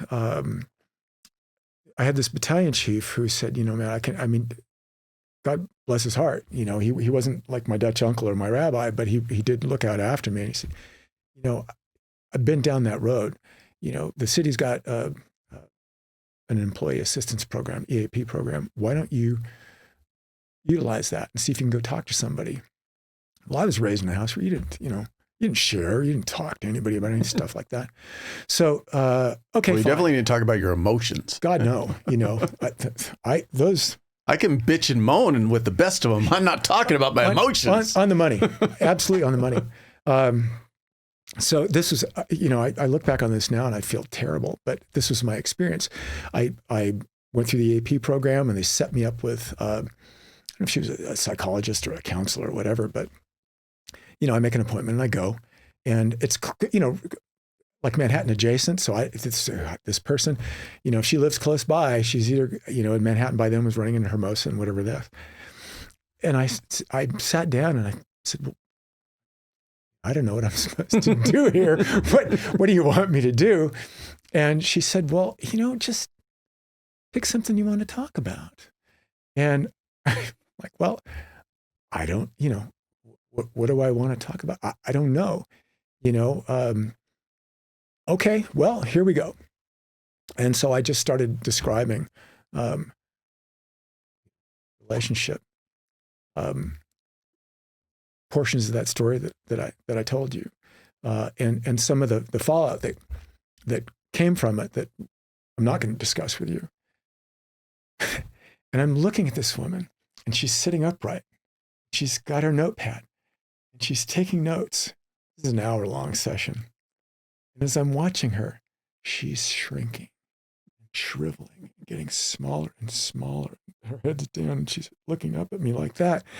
And for those of you who are not watching, the long and the short of it was that all of these things that I'm telling her about, calls that I'd been on, things that I'd experienced, the relationship failures, and she was wiped out. By the time we were done, did I feel any better? No, because I'd had to listen to myself. I'm like, we're interviewing, and I've finally learned to not listen to my own voice, but I'm having to relive all this stuff. And was I feeling any better about it? No. And worse yet, I'm watching this poor woman, and she's not, wasn't trained up for it. And I went back and I had one more session, and you could tell at that point, she sees me. Now she steeled herself to this, but it was the same. She had the bottle of scotch on the desk when you got there. Result, yeah, I could hear the gargling before I walked in the front door. She's like gargling this freaking Doers. So that, that was my experience with trying to, reach out and get any sort of counseling or any help like that. But ultimately, I got married, things smoothed out, I think, to a certain extent with my wife. She's, she has her history, she has her own history, and we've talked about that. But to this day, I can tell you two things. She is the most beautiful woman that I've ever seen. There's that. But I think she's the strongest person that I've ever met. The fact that, she's raised these kids. Her son, Army Guard, so that he could get the GI Bill, got a bachelor's degree. I came into the picture and was able to help him achieve a master's degree in social work. He was really interested in law enforcement. His bachelor's was criminal justice, CJ, criminal justice. But the more he looked into law enforcement, to actually join a department, it just didn't seem like that was going to work out for him. Ultimately, he got hired by the BOP, Bureau of Prisons, and has moved up the food chain, and he's an associate warden up in Pacific Northwest now. Very cool. And doing very well. Hopefully that agency remains intact, and he's allowed to continue to utilize his gifts, because he's a credit to that agency. But she did it on her own. Her daughter, same thing. And her daughter's working away. There's a granddaughter that came in when her daughter was 17. So my wife is definitely the straw that stirs the drink and has maintained all that. And then, she gets married to me. I don't think we were a year into it.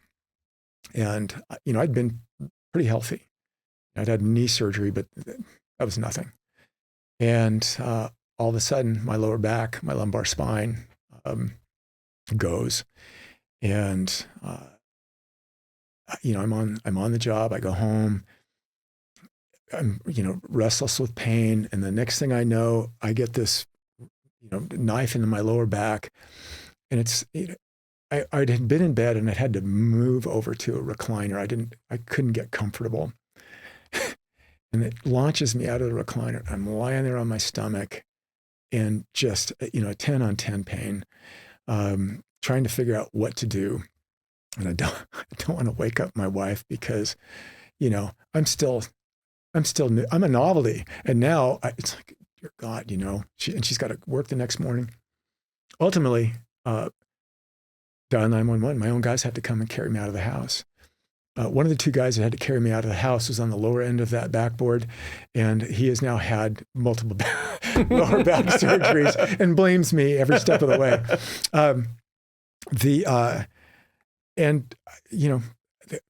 Pivoting. I don't know that there was no warning signs before that. Not a one. And that was, to me, one of the things that I was counted on was my level of fitness and my commitment to that. And that also, the things that I did off duty were my stress, like we're a vessel, right? And those calls you go in the stress, that glass fills up, and you've got to figure out a way to eventually, it's either going to overflow and then God knows what.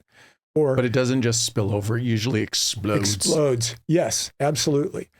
So that was my, I use that analogy with myself, and it was like, okay, I'm going to do this. I'm going to do that. It's my workouts. That is what allows me to continue to create space. And the next thing I know, boom, and I'm off duty. Spent 3 days in the hospital. The guy, I remember hearing the yard doc go, well, he's still feeling pain. We've given him enough, whatever the hell it was, Dilaudid to like kill a horse. Yeah, a bull moose, I think, was what they used. It's always some really big animal. Yeah, but you don't, unless you are of a mind to learn all about yourself. Generally, you don't until after the fact. So then I started learning about the spinal construction in the lower back. But from that point on, I was 48 years old. I was 15 years into my career. I was, a year into my marriage. Now all of a sudden, and I'm a different person. And I had to figure out a way to navigate through another 15 years. And being in a position where I'm expected to do, hard physical labor. And it was a fight. It was a struggle. If you've interviewed guys who've had long-term chronic pain, it changes who you are. It changes how you go about doing things. It changes how you look about doing things. For me, and your podcast, Transition Drills, that was when my transition started. I didn't know how long I was going to be able to go. So I needed to start looking at, okay, what can I do short term? What can I do midterm? What can I do long term to prepare myself? Because I don't know if the next day that comes around, I'm actually going to be able to do the job. And there were times where my back went into spasm when I was on duty, and now I'm off duty again. And okay, I went from being an asset to the guys that I'm working with to potential liability. And I, mentally I had to figure out, okay, when I really go into spasm, how am I going to be able to push through this and continue to do my job? So it rode, I had two back pockets. One back pocket was, what's my lower back going to do for me today? And the other back pocket is the same one that rides with a lot of guys, Murphy's Law. So, and believe me, they played off of each other considerably. Going back to that incident of ended up in the hospital, is there immediate surgery, or is it the doctor says, well, let's take it even one before that.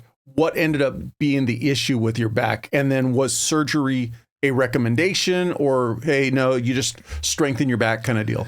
When I went into the hospital like that, and you asked me if there are any warning signs. 2 weeks prior, I'd had some lower back spasms, And okay, well, we're going to send you to the doctor. It's a work comp case. And I knew the doc. He'd been the guy that had done my knee surgery. He was a good guy. I'd flown up to Mammoth. He had a private plane. I'd gone skiing with the guy. You paid for part of the plane. Damn straight. Or at least the city yes, did. It did. And I paid for a tank of gas, of avgas. But the upshot of it was he said, look, I requested an MRI, but at that point in time, you can pay out of pocket now for an MRI and get a high quality res for $350. But at that point in time, it was a new technology and it was an expensive thing and the city wasn't going to pay for that. So what I got was a couple of weeks worth of physical therapy, some anti-inflammatories and some Soma, which is a muscle relaxant. Great, gives you a great nap, right? And 2 weeks later, I'm back on the floor, and we were doing some organized PT, i.e., playing volleyball on the beach, and my back blew up. I went home. That was it. In answer to your question, they had no choice in the matter. They had to give me an MRI, and what I had sustained, what I had sustained is known as an annular tear, and at the level of lumbar 5, sacral 1, that disc. The annulus, the disc itself, think in terms of a jelly donut. And the annulus is this tough outer fiber. And it doesn't have a lot of vascular to it. It's only about 30%, compensated with blood flow. But when that tears, the interior, the nucleus of the disc can leak out. And that nucleus is kind of like crab meat. So if you're thinking of a jelly donut, some of that jelly kind of leaked out. The disc integrity itself, once it tears and some of that nucleus leaks out, will that annulus heal? Yeah, well, like 30%, right? And you've lost some of the disc. So now instead of having this really good firm situation, it's a little bit more spongy. That nucleus will leak out onto the nerves and they don't jive. Thus, that excruciating pain that I had. Was surgery recommended at that time? No. It was a case of, okay, now we know what we've got, so we're going to get you going in some physical therapy to try to, because when those nerves are triggered, all of the supporting cast of muscles quit. So now you've got to go in and get PT to try to regain the strength that you've had. I am still learning. It's been since I was 48. It's been 20 years. I'm still learning about this whole thing. Have you been able to avoid surgery? No. No. In fact, the Starship Enterprise exists in my lumbar spine at levels L4 and L5. And when we're done with this, I'll grab my cell phone and I'll show you a couple of pictures. But what I went through, what I'm sure there are a lot of first responders, military that are going through this is, you love your job. You want to do it. Period. It is, there are some people where that is them. There are other people where, does it define you? Yes, it does. Is it, good, bad, or otherwise, whether or not I ever promoted or not, there was not a day that the job wasn't rewarding to me and that I wasn't dedicated to it. But what I did wind up going through was trying to figure out ways to compensate for this lower back that was sketchy at best. And, in certain respects, I was successful. There are other aspects that no, but no matter what,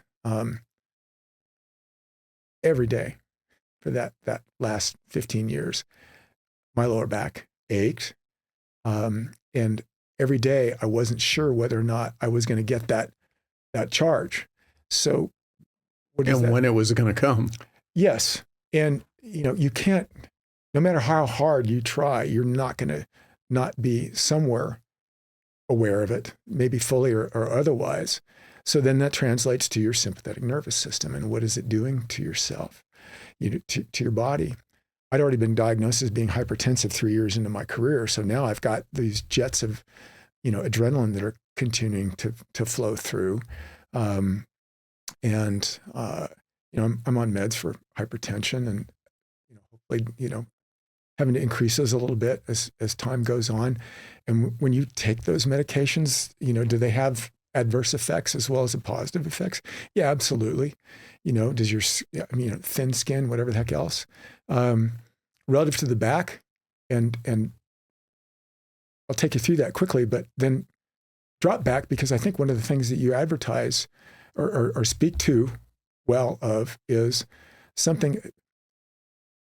Let's talk about testosterone levels if you haven't already discussed something like that relative to first responders and military, because there's a lot of evidence coming out on that now. Okay, but lumbar spine, folks, take care of your lower back. Learn about it, because it is not like a cut or a broken bone. It's nothing that you can point at. I would go on calls before my back was ever injured. You'd have these guys down on the floor and they're moaning and groaning, and we're looking at them going, get up. It doesn't work that way. That disc, once it opened up slowly but surely, it continued to collapse. And so, over the years, could I have been a much nicer person if I just didn't hurt? Yeah, absolutely. Are there a bunch of people out there that are like that? I no doubt in my mind. The worst thing to combine it with is getting older, because I'm at that age now. I wake up in the morning and my wife will go, "Why is it taking you 5 minutes to get out of bed?" My back, it's tight. I'm not moving. My brain says move. My body says, F you. Look, law enforcement, fire service, these are, in the state of California, there are things that are presumptive. And when I say presumptive, you're going to hurt these. You're going to experience this. And real common ones, lumbar spine, shoulder, knee, neck, hearing, vision to a certain extent, skin cancer, presumptive. You're going to experience that because you're exposed to the sun. You're exposed to, toxic environments. Cardiac, if I didn't say it, absolutely and for sure.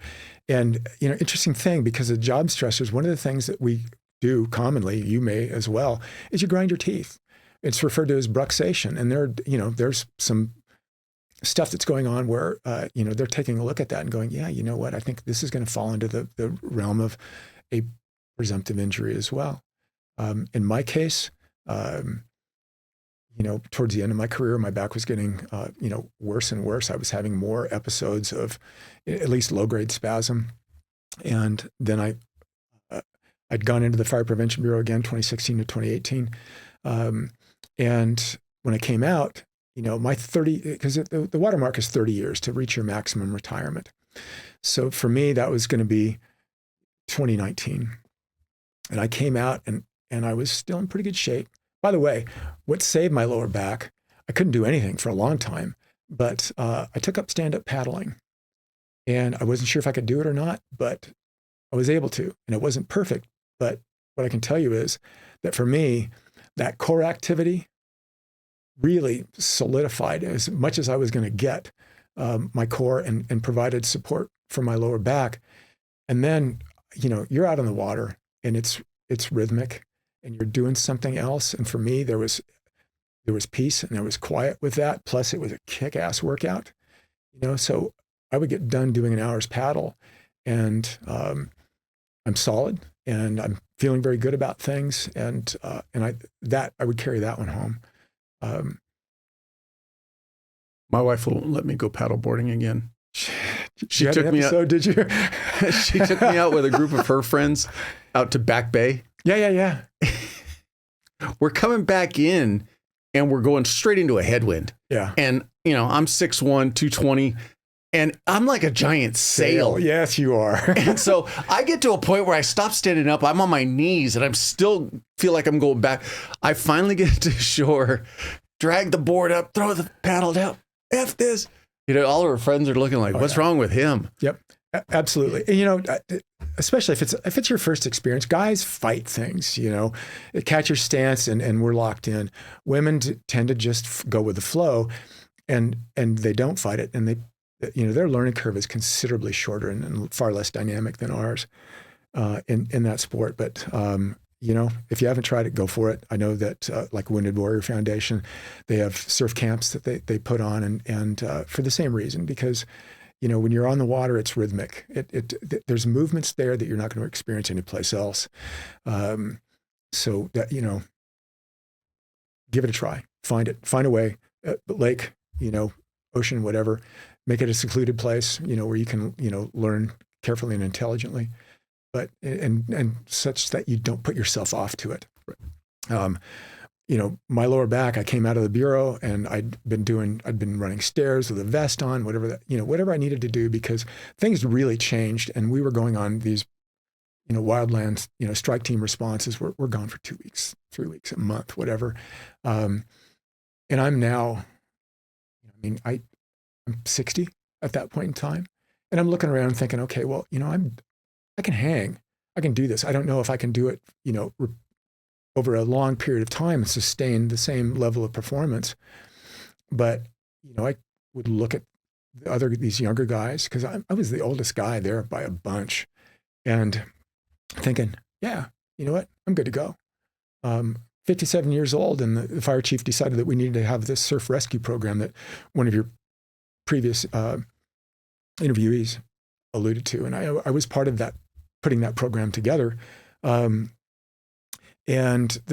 we had a couple of guys who were already LA County lifeguards, some really solid, what I would call watermen, who were guys that had been in the ocean a ton, and were very, very, it was like second home to them.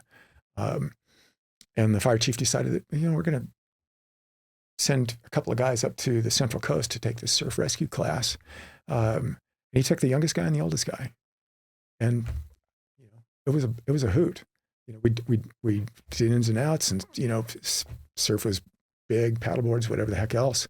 But career highlights. At the end of the day, that week, we were going to do evolutions. But the first thing they did was they started talking about air ops, and up there they've got the Coasties and they've got CHP, and the Coast Guard had relocated their bird from LA to wherever it was, Long Beach, and so their response time was going to be a lot shorter. Unbeknownst to us, these guys had made arrangements to have CHP come in and put their bird down.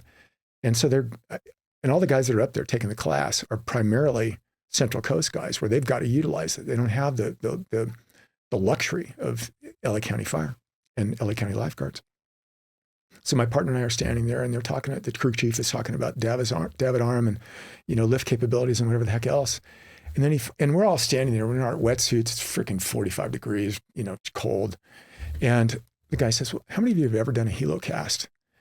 And I looked down the line, and I think there was one guy that was 44, but everybody else was really young, and in comparison. And I don't think any of them knew what the hell they were talking about. And, I'm starting to paw at the earth, and my nose is flaring, nostrils. And I grabbed my partner and said, and we're going. Your body is built for more energy, more focus, more strength. But if you're feeling sluggish, unmotivated, or mentally drained, it's time to make a change. At Human Performance TRT, science meets convenience. Their hormone replacement therapy, weight loss programs, and mental health solutions are all designed to help you feel and perform at your best without ever leaving home. They offer medical-grade hormone optimization, weight loss support with personalized health coaching, and ketamine therapy for depression, anxiety, and trauma, all guided by qualified mental health professionals. HPTRT is veteran and first responder owned, and they make it simple to optimize your health. There's no locked-in contracts, and if you're already on a hormone program, switching is easy. There's no extra test if your blood work is under 6 months old. Ready to take back your edge? Go to hptrt.com and use the promo code TDP for 30% off. That's hptrt.com and use the promo code TDP for 30% off your entire program. Stop waiting. Your peak performance starts now. Well, they took two of the instructors up first just to do a demonstration, but then we were the next two guys up, and our fire chief had come up that day to just see what it was all about. And I think he got as big a charge out of it as we did, but there was enough room in that floor with the seats removed in the back to have three guys shoulder to shoulder. So it was myself and my partner, the crew chief in the middle. And we went out about 300 yards and went into about a 25, 30-foot hover. And it was okay. We're going to deploy off the skids with our, and you want to talk about, watching all of the stuff. Those military guys, man, those guys get to go off with freaking birds all the time. And that water's cold and it's sharky, but whatever, away we go. And, points in your career, turning points in your career. And we go off the skids and, hit the water. And my story is I hit the water and I lose my can. And now the rotor wash is skipping my can all the way down to Ventura. And I'm swimming like about, fast as I can possibly swim. But when you first come up and you're supposed to look up and you give the signal, hey, I'm okay. and to the crew chief. But the first thing I do is I look across the way at the guy that had come up with me, Christian, who's been on the job for a couple of years. He grew up in a fire service family. Just a super nice guy. And I felt bad for him because he's having to go with grandpa, on this road trip, right? But I looked over at him, Paul, the smile on his face, the enthusiasm, I don't know that there are enough words to describe all of the things that I saw in his face. And instead of being really jazzed, man, I got to deploy out of a helicopter, what I thought was, this is it. This is where you are at in your career right now. The fact that you're able to look across the way and appreciate this, and this guy's, he's brand new into it, and all the excitement and the enthusiasm. I was so happy for him, and from that point on, I finished the training, and we went back and talked about the training with the guys and stuff. Once we got back home, more than anything, what I carried out of that experience was just, and I will never forget the look on his face. It meant the world to me to see that. When I see Christian's married now, he's got a couple of kids, but of all the guys that I work with, I still, I've got this soft spot in my heart for him, whether or not he knew it, that he'd given me this moment, but it was beautiful, wonderful.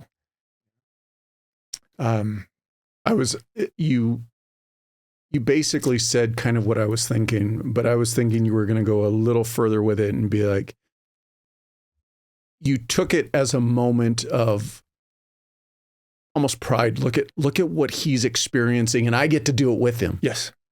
Where I was thinking you were going to go with it is I looked over at him, he had this big old smile, and immediately I'm inside going, he's starting and I'm ending. Don't think that wasn't part of what I was feeling, but there was nothing negative to that at all. It was like, okay, Matt, you know what? You are now, you're 57. You got hired at 33. That 6 years, so you're way past the 2/3 point on this, and I'm feeling, that 5 days of paddling and running and whatever. But it made me realize that, you know what? You're on the downhill slide on this one.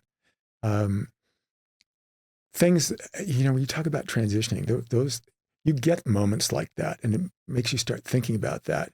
When I tell the story about my back injury 15 years into my career, of a 30-year career, okay, it's not a 30-year career. I'm here to tell you right now, it's not a 30-year career. When you start your job reasonably, you're thinking, I've got a long way to go. But we all know people that have gotten into their careers, and in a relatively short period of time, relative to that 30 years, something has happened to them. That back injury, my doctor told me, you're lucky you're able to go back to work, because this could have been a career-ending injury. Guys that I know right now who, Dave and I both work, Dave Shinbaum, and they're off on injury prior to that 30 years. It's a shock to the system, especially if it's an acute thing where you don't see it coming. And now all of a sudden, not only are you looking down the barrel of being unemployed, but your personal integrity, the things that you've always been able to count on now, that's not there for you. That's not working for you at all. In my case, like I said, I trained up. I was doing a bunch of stuff. Well, I was at the end of the road. But you can't see it. It's not coming with a back injury. And we went out in the back to drill and throw ladders. And I was told, hey, Matt, grab this, 24-foot ladder and go ahead and place it over there. Well, when you're running off of adrenaline on a fire call, then it's, you've got that to help you hoist and lift. But in this case, it's just a mundane drill. And even with the best of technique, and I put the thing up on my shoulder, and I've got all my, 50 pounds of gear or whatever. And I felt this kind of a sensation of toothpaste being squeezed out of a tube in my lower back. And I thought, that's not good. And it got more and more sore, and I was able to make it through the shift. But the next day when I got home, I guess I'm all right. My stepson was there, and we went for a walk and came back, and I sat down at the table to have a bowl of cereal. When I went to stand up, I couldn't move. It locked up, and I'd never experienced anything like that. I'm sure the expression on my face must have been priceless, because when I looked at him, he looked scared. He looked scared. He was like, "Is there anything I can do for you?" And I'm bent over, trying to stand up, like, no, and eventually, that, I was able to move. But that previous day was the last shift I worked, on the suppression side, on the operational side. And, I went through 6 months of PT or more to try to, get back to, doing the same thing I'd done before, just to revisit this physical therapy and try to get back to where I could, work on the floor. But I could tell it wasn't taking. It just, I was 70% and it just wasn't happening. And I've been seeing the same surgeon, spinal surgeon.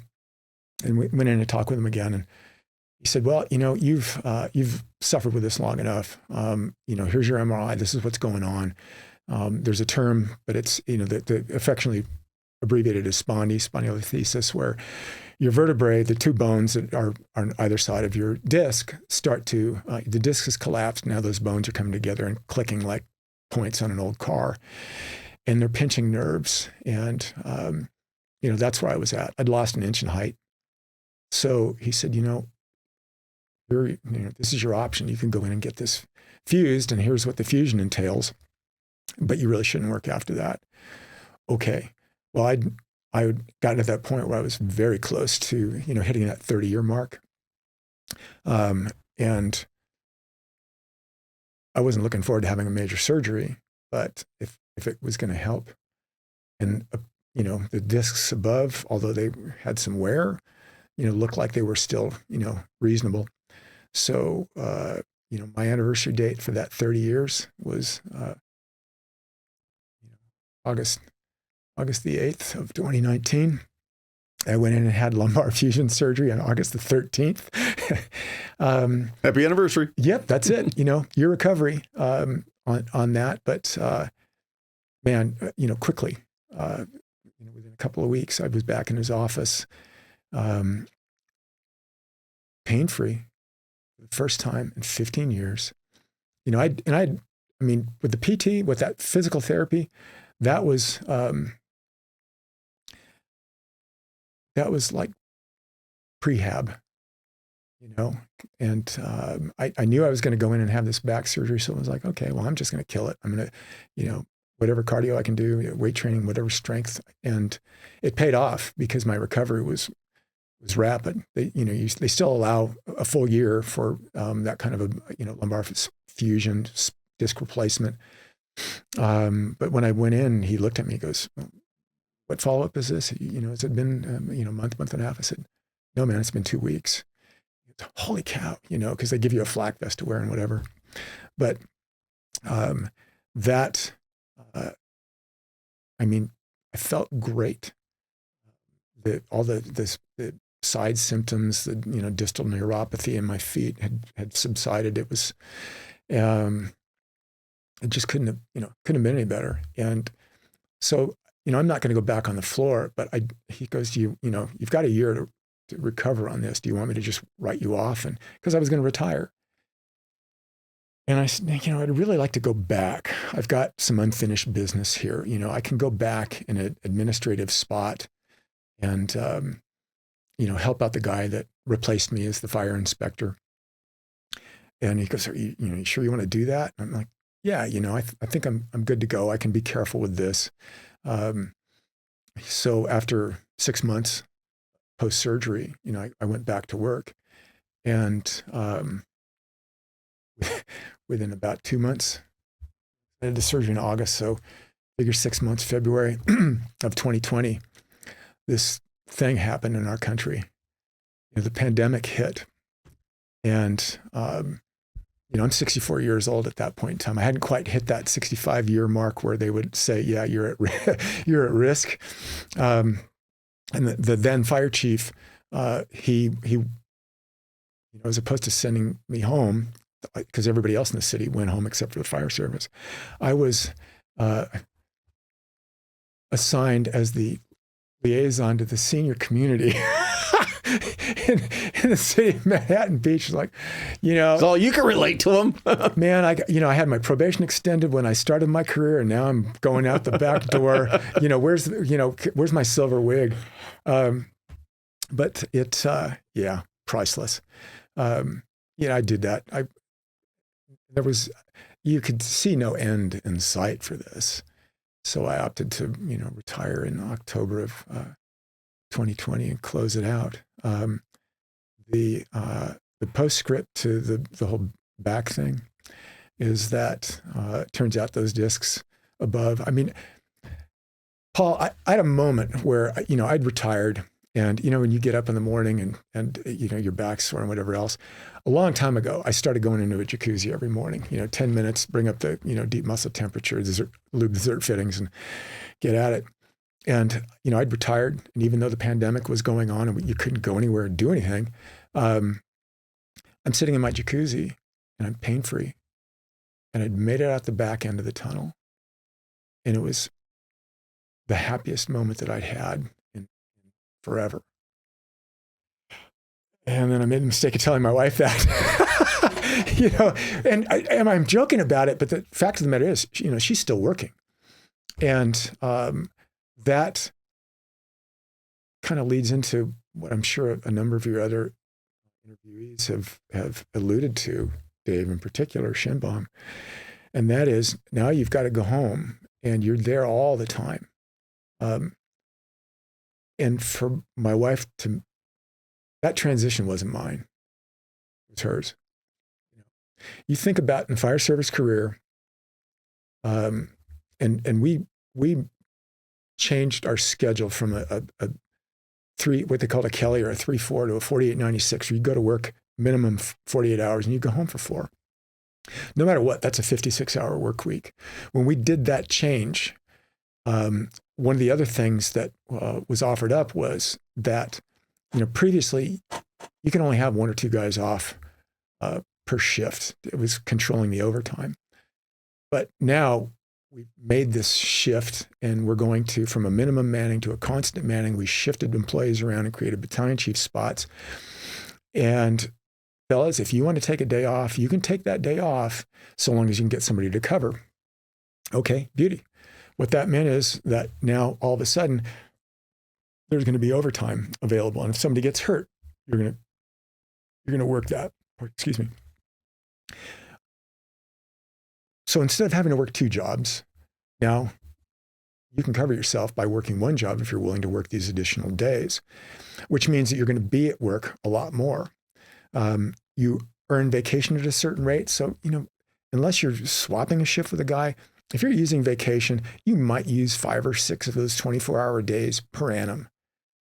Conversely, if you're willing to work the overtime, which I was, you may be working an additional 50 shifts, and that was the case for me for 20 years of my career. If the shifts were there and I could do it, I would.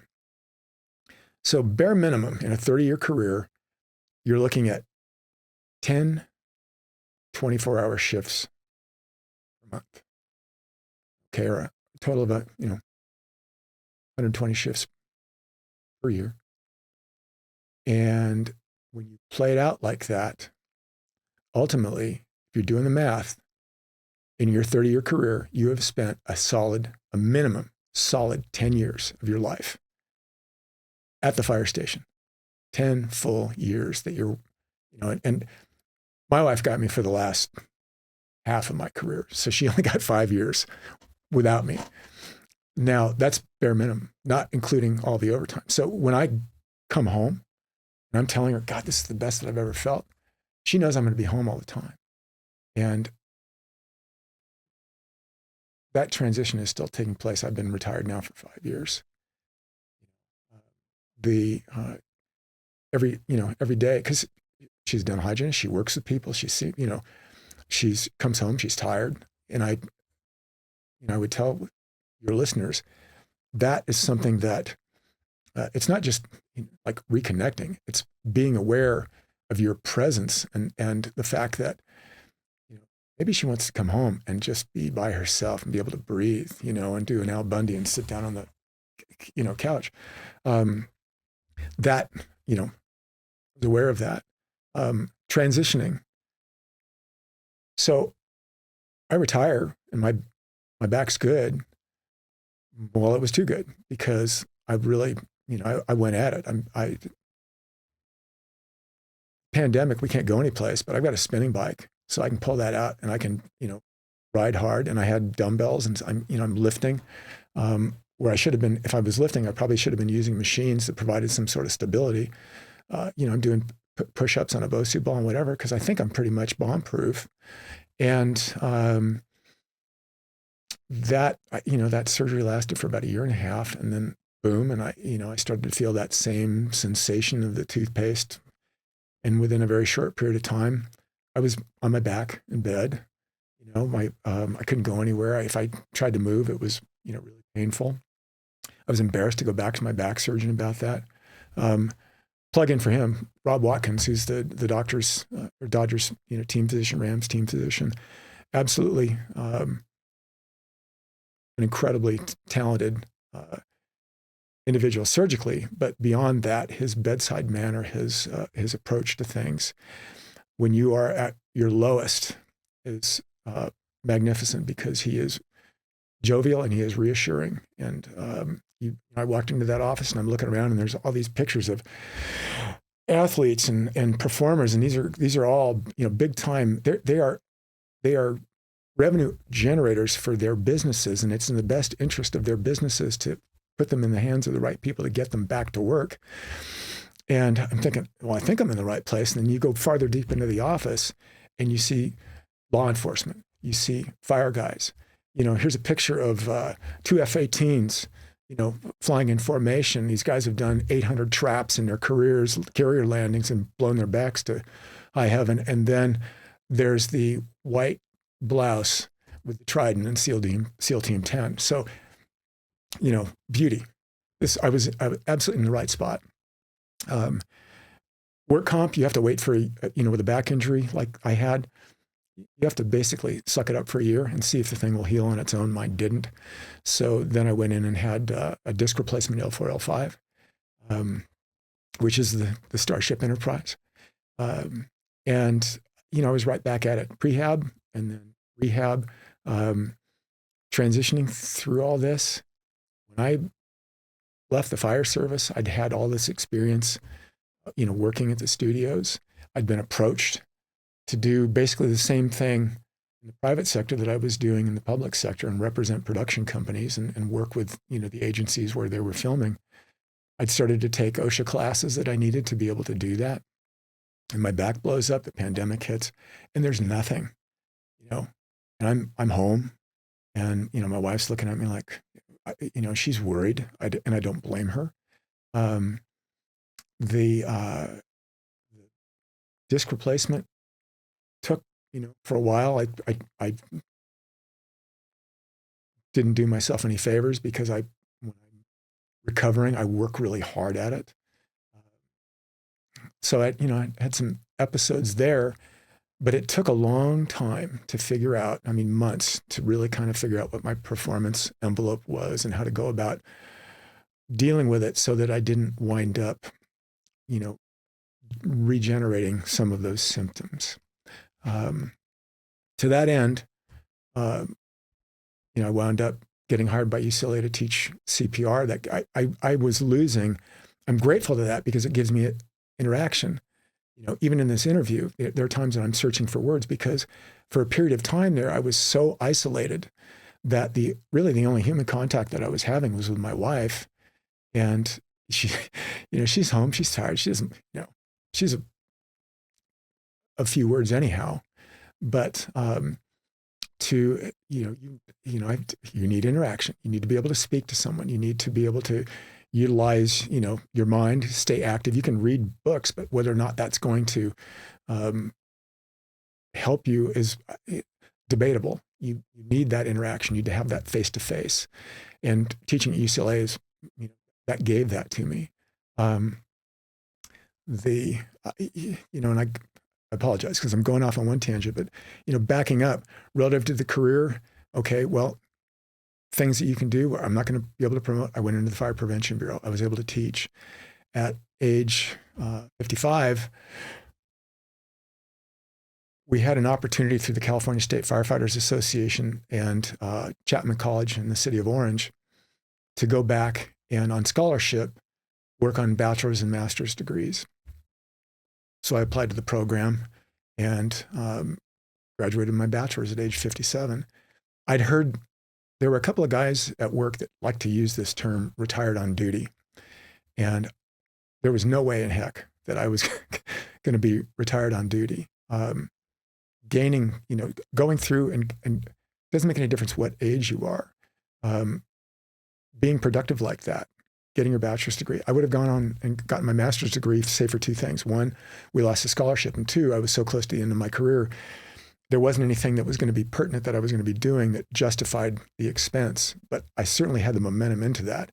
Other guys that I knew that were staying in the fire service from other departments used that program. To that end, I'm working in a small department. And when I came back, you have to continue to justify why the city is paying you, what they're paying you. If you want to come back and ask for raises, there needs to be something that you can do. As individuals, I think education should be a priority to you. If you don't have it, you don't know what it is that you're missing. In my work setting, and I don't know if guys understand this or not, larger agencies like LA County, that's a mass group of minds that you're tough to bring them all together.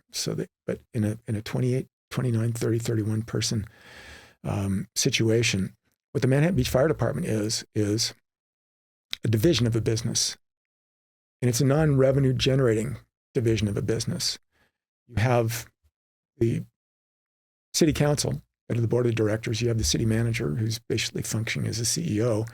And then you've got these other divisions of the business, be it police, fire, public works, parks and rec, and that's what our fire department is. It's a division of a business. You want LA County to absorb us. You think that if you go to the citizens, well, think twice, because no matter how much you think you have as a bargaining group to influence the transition, the city's going to listen to their constituents first, whoever their shareholders are. That being said, and understanding that we're a non-revenue generating business, how can you go about justifying a pay increase?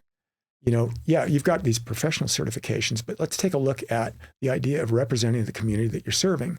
Well, Manhattan Beach had gone from being a sleepy little blue-collar beach community to a very upscale, educated, moneyed community. Okay, how about this? We've got a number of guys that have already got bachelor's degrees and, other guys who've got associate's degrees. You have this golden opportunity now where you can, over a period of time, attend school via the internet. You can do it together, so it's a shared experience. And you're going to come out on the back end with something that you've earned. There's nothing out there that's really good that if you haven't earned it. If you're given something, I'm sorry, you're not going to respect it. And you can go to the city now. This is just my bright idea, but and say, look, every one of our employees has a minimum of associates, but actually, you know what? We've all got bachelor's degrees. And some of these guys have got master's degrees now. There's no other fire department on the planet that's going to offer you that. And what we're looking to try to do is, represent our community. So this is the service, the quality of service that you're offering. And with that, that was my soapbox before I was leaving. But the reason why I went out on that limb, that soapbox, to preach that, other than the fact that I thought that it could become a reality, was that I've always worked with some really bright guys, but when I retired, the quality of employees, the quality of guys that I was working with, they were the sharpest. They were competitive. The city couldn't have possibly hoped for a better mix of people that were there. They've hired a whole bunch of guys now, so I can't speak to them. But at that particular point in time, so your listeners, if you have an opportunity to continue to educate yourself outside of your profession, it doesn't mean that it can't be applicable. Personnel management or what have you, IT skills that you can bring back into the arena. But understand that we're serving these communities, these people whose lives are completely different. They don't have the job security. They don't have, they're not perceived necessarily in the same fashion. They're struggling to make things happen. So think about that. Do the best you can, right? To bring to your employer and your community what they're paying for. Bear in mind too that when you sign on for the job, that's an agreement that you're going into with your employer, and they are compensating you for a service that you are going to provide. But at no point in time in that contract will you read, and oh, by the way, we're purchasing your body as well. That's kind of wrap your head around that one a little bit. I would add to it. So I am a proponent of education. I have my master's degree. And where I come from it is, and you hit on it when you're talking about reading books.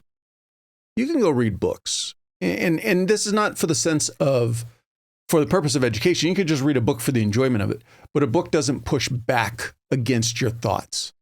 One of the things that happens with these careers is we get very insulated. Yes. And we look at the outside world as they're not us, we're not them.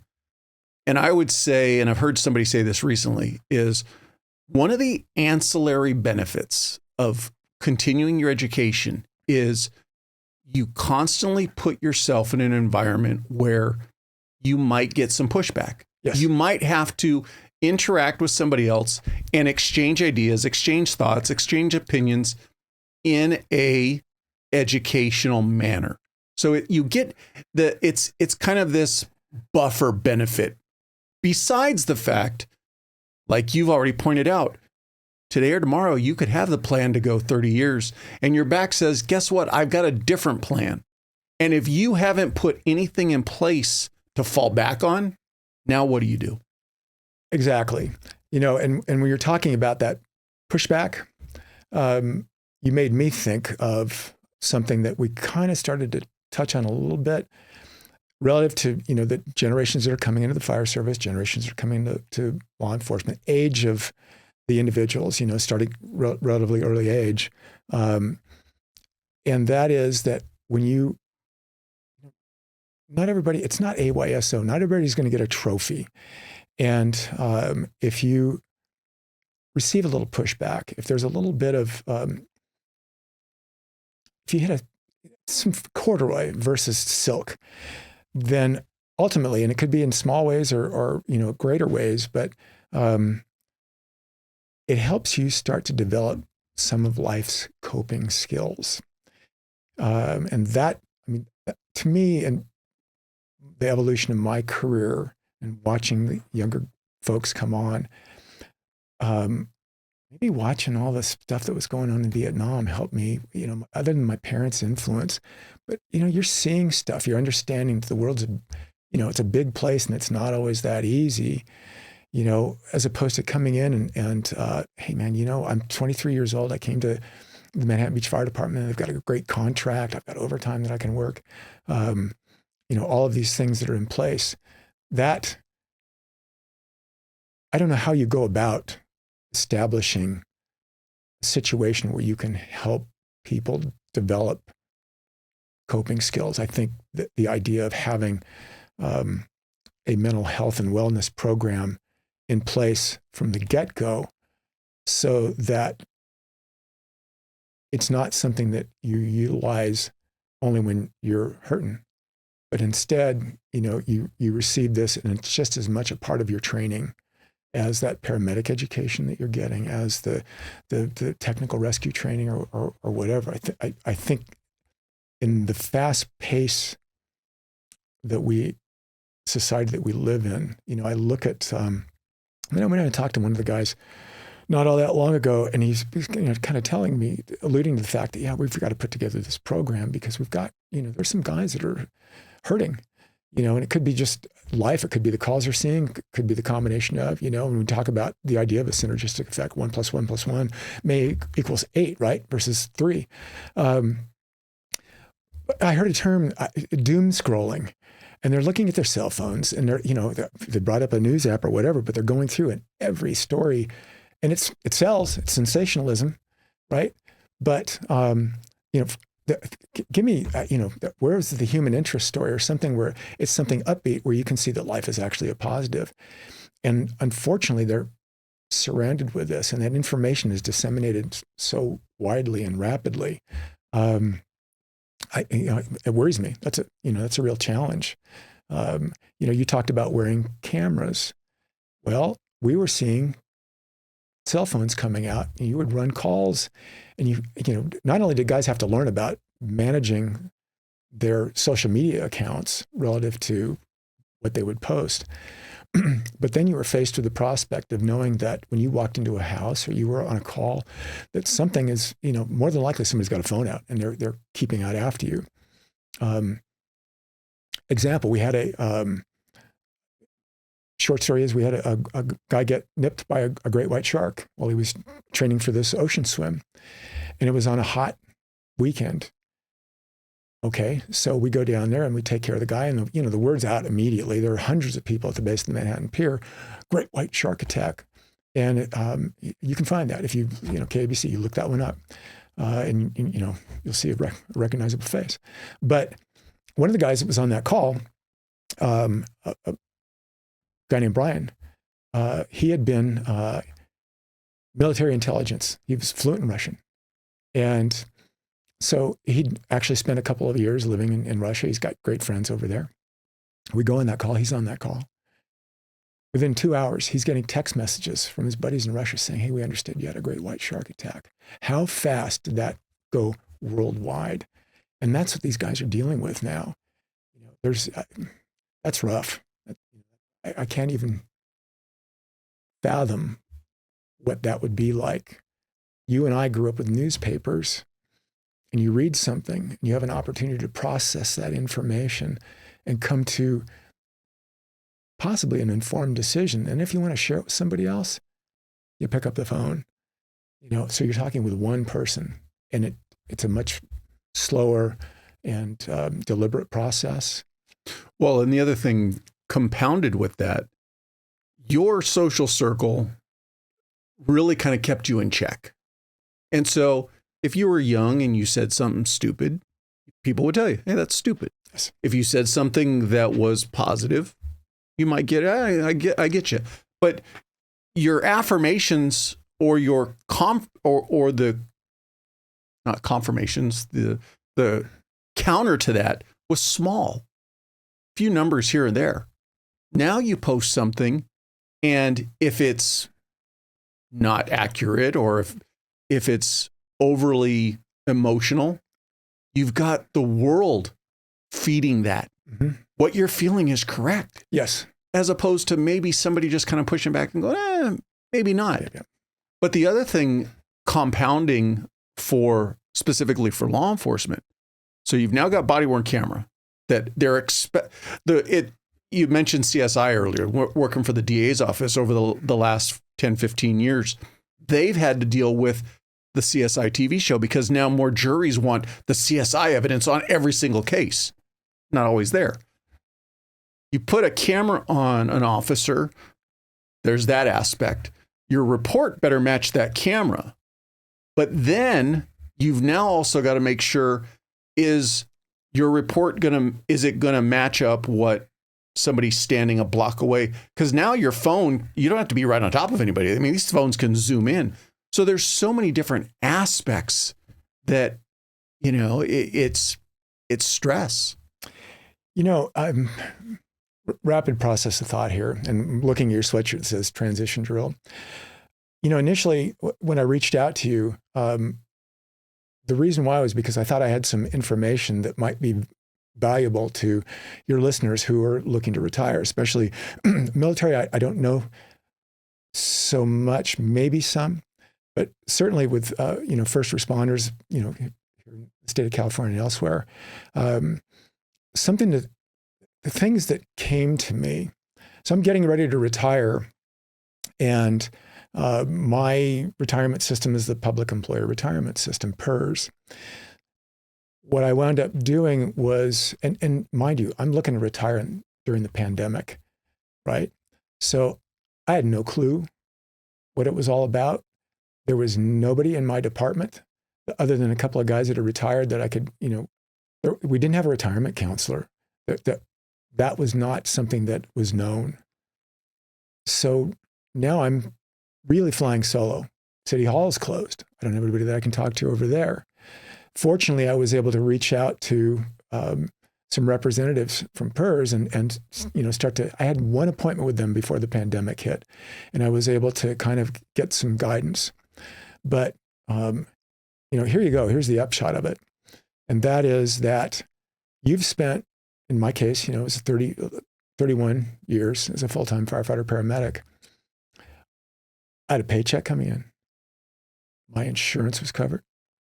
Medical insurance was covered. Dental insurance covered. And all of that stuff was done for me. We had a 457K deferred comp plan that I was able to put money into. Somebody else was managing that for me.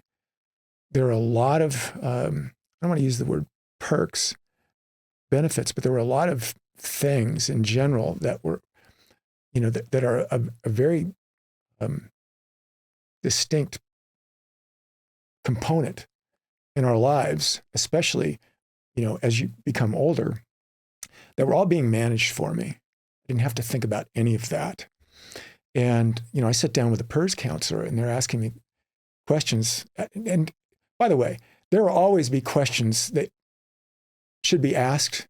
It doesn't make a difference if you're going into a doctor's office or car insurance or whatever, but you just don't know enough to ask them. And so, one way of going about that is, I want to do a podcast, but I don't even know how to start up a podcast. If you were in my place, Paul, what would you do? Okay. So I would suggest to you that that is one way of overcoming those questions you don't know to ask. Because I was getting information from this PERS counselor that I didn't know about, and I wasn't prepared for it. And I was scrambling, writing everything down as fast as I could, taking notes, looking at these forms that they were providing me and thinking, well, where do I go? How am I going to actually digest this? And it took a while, and I did some of it on my own, but I was fortunate enough to have a PERS counselor who was responsive to me and help, guide me through the process a little bit. But it wasn't just establishing, okay, well, I'm, how much of my retirement do I want to take? How am I, because now you're on your own. You're doing this for yourself. And basically, you got one shot at it, more or less. So you really want to be able to do it right. And you want to set it up right, in part because you're old and getting older, and you may or may not be as sharp as you were 10 years ago. So try to do the best job that you can future forecasting, right? So there was PERS, and then there was, okay, I've got a vision plan through the city, but how, I need to maintain that because my eyes are not what they used to be. Dental plan, how am I going to handle that? Thank you, my dear sweet wife, Leilani. She's my dental plan, right? But, so it's those, how much, what am I going to need? Financially, what I'm going to need to get by per month. I'm not going to have 2 checks coming in or 26 checks per year. I'm going to get paid once a month. How am I going to manage that? What are my needs? What are my wants? Whatever. And if you're not looking to do that, I should have been doing that a few years out as opposed to, getting closer. Shame on me. Again, 2020 hindsight. But that's critical. If you haven't discussed that on your show, that idea that I need to get it done properly. I need to do it right. I've only got so much time to accomplish it in. So whatever your resources are, look into them. Don't make a knee-jerk decision. Take your time and work through it. I was able to figure out, okay, well, how much can I pull out of my deferred comp? I thought I was going to need it to cover my medical insurance. Turns out that wasn't the case, because 8 months after I retired, I turned 65. So now I'm a Medicare recipient. Although, there's some money that goes in there, but it was nowhere near as much as paying for my own private insurance. If you've got guys that are retiring out at 55, which can be, the minimum age, or even 50, now you're looking at having to pay for your own insurance. So that's a long time. You need to think about that. So I was looking at, what do I need for my deferred comp? How much am I going to wind up having to pay into my various insurances? How am I going to go about stretching that monthly check through? Is that going to work for me?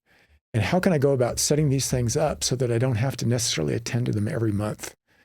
Some payments are quarterly, whatever else, but can I set up, some sort of an auto draw or something where I'm going to be protected, but I can go ahead and do that. Pardon me. In my transition, that feeling of being alone and being faced with the prospect of having to make these critical decisions at the end of a career of problem solving for everybody else, that was a challenge. I go back to that Your Grateful Nation and thinking about these guys that come out, and it's like, man, you've lived in this, high-speed, low-drag environment for a long time, and you've had all this stuff done for you. Now you're coming out and you're banged up. Guys in the fire service, I don't know one guy that retired that hasn't either had retired out on an industrial disability retirement, or retired out with injuries, or hasn't had subsequent injuries. Okay. When I retired out, I was actually, had a lot of the, I had back, I hadn't had the second back surgery, my back injury.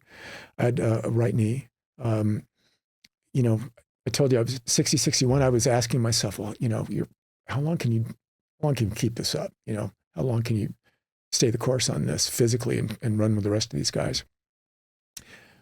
Well, the answer came to me in late November of my 61st year, and I felt my heart starting to do some weird stuff. Okay, so I had a couple of rounds of AFib. Okay, so I've got back, and I've got knee, and I've got heart. And that got me, those are big things, and I wound up having assigned as 84% disabled.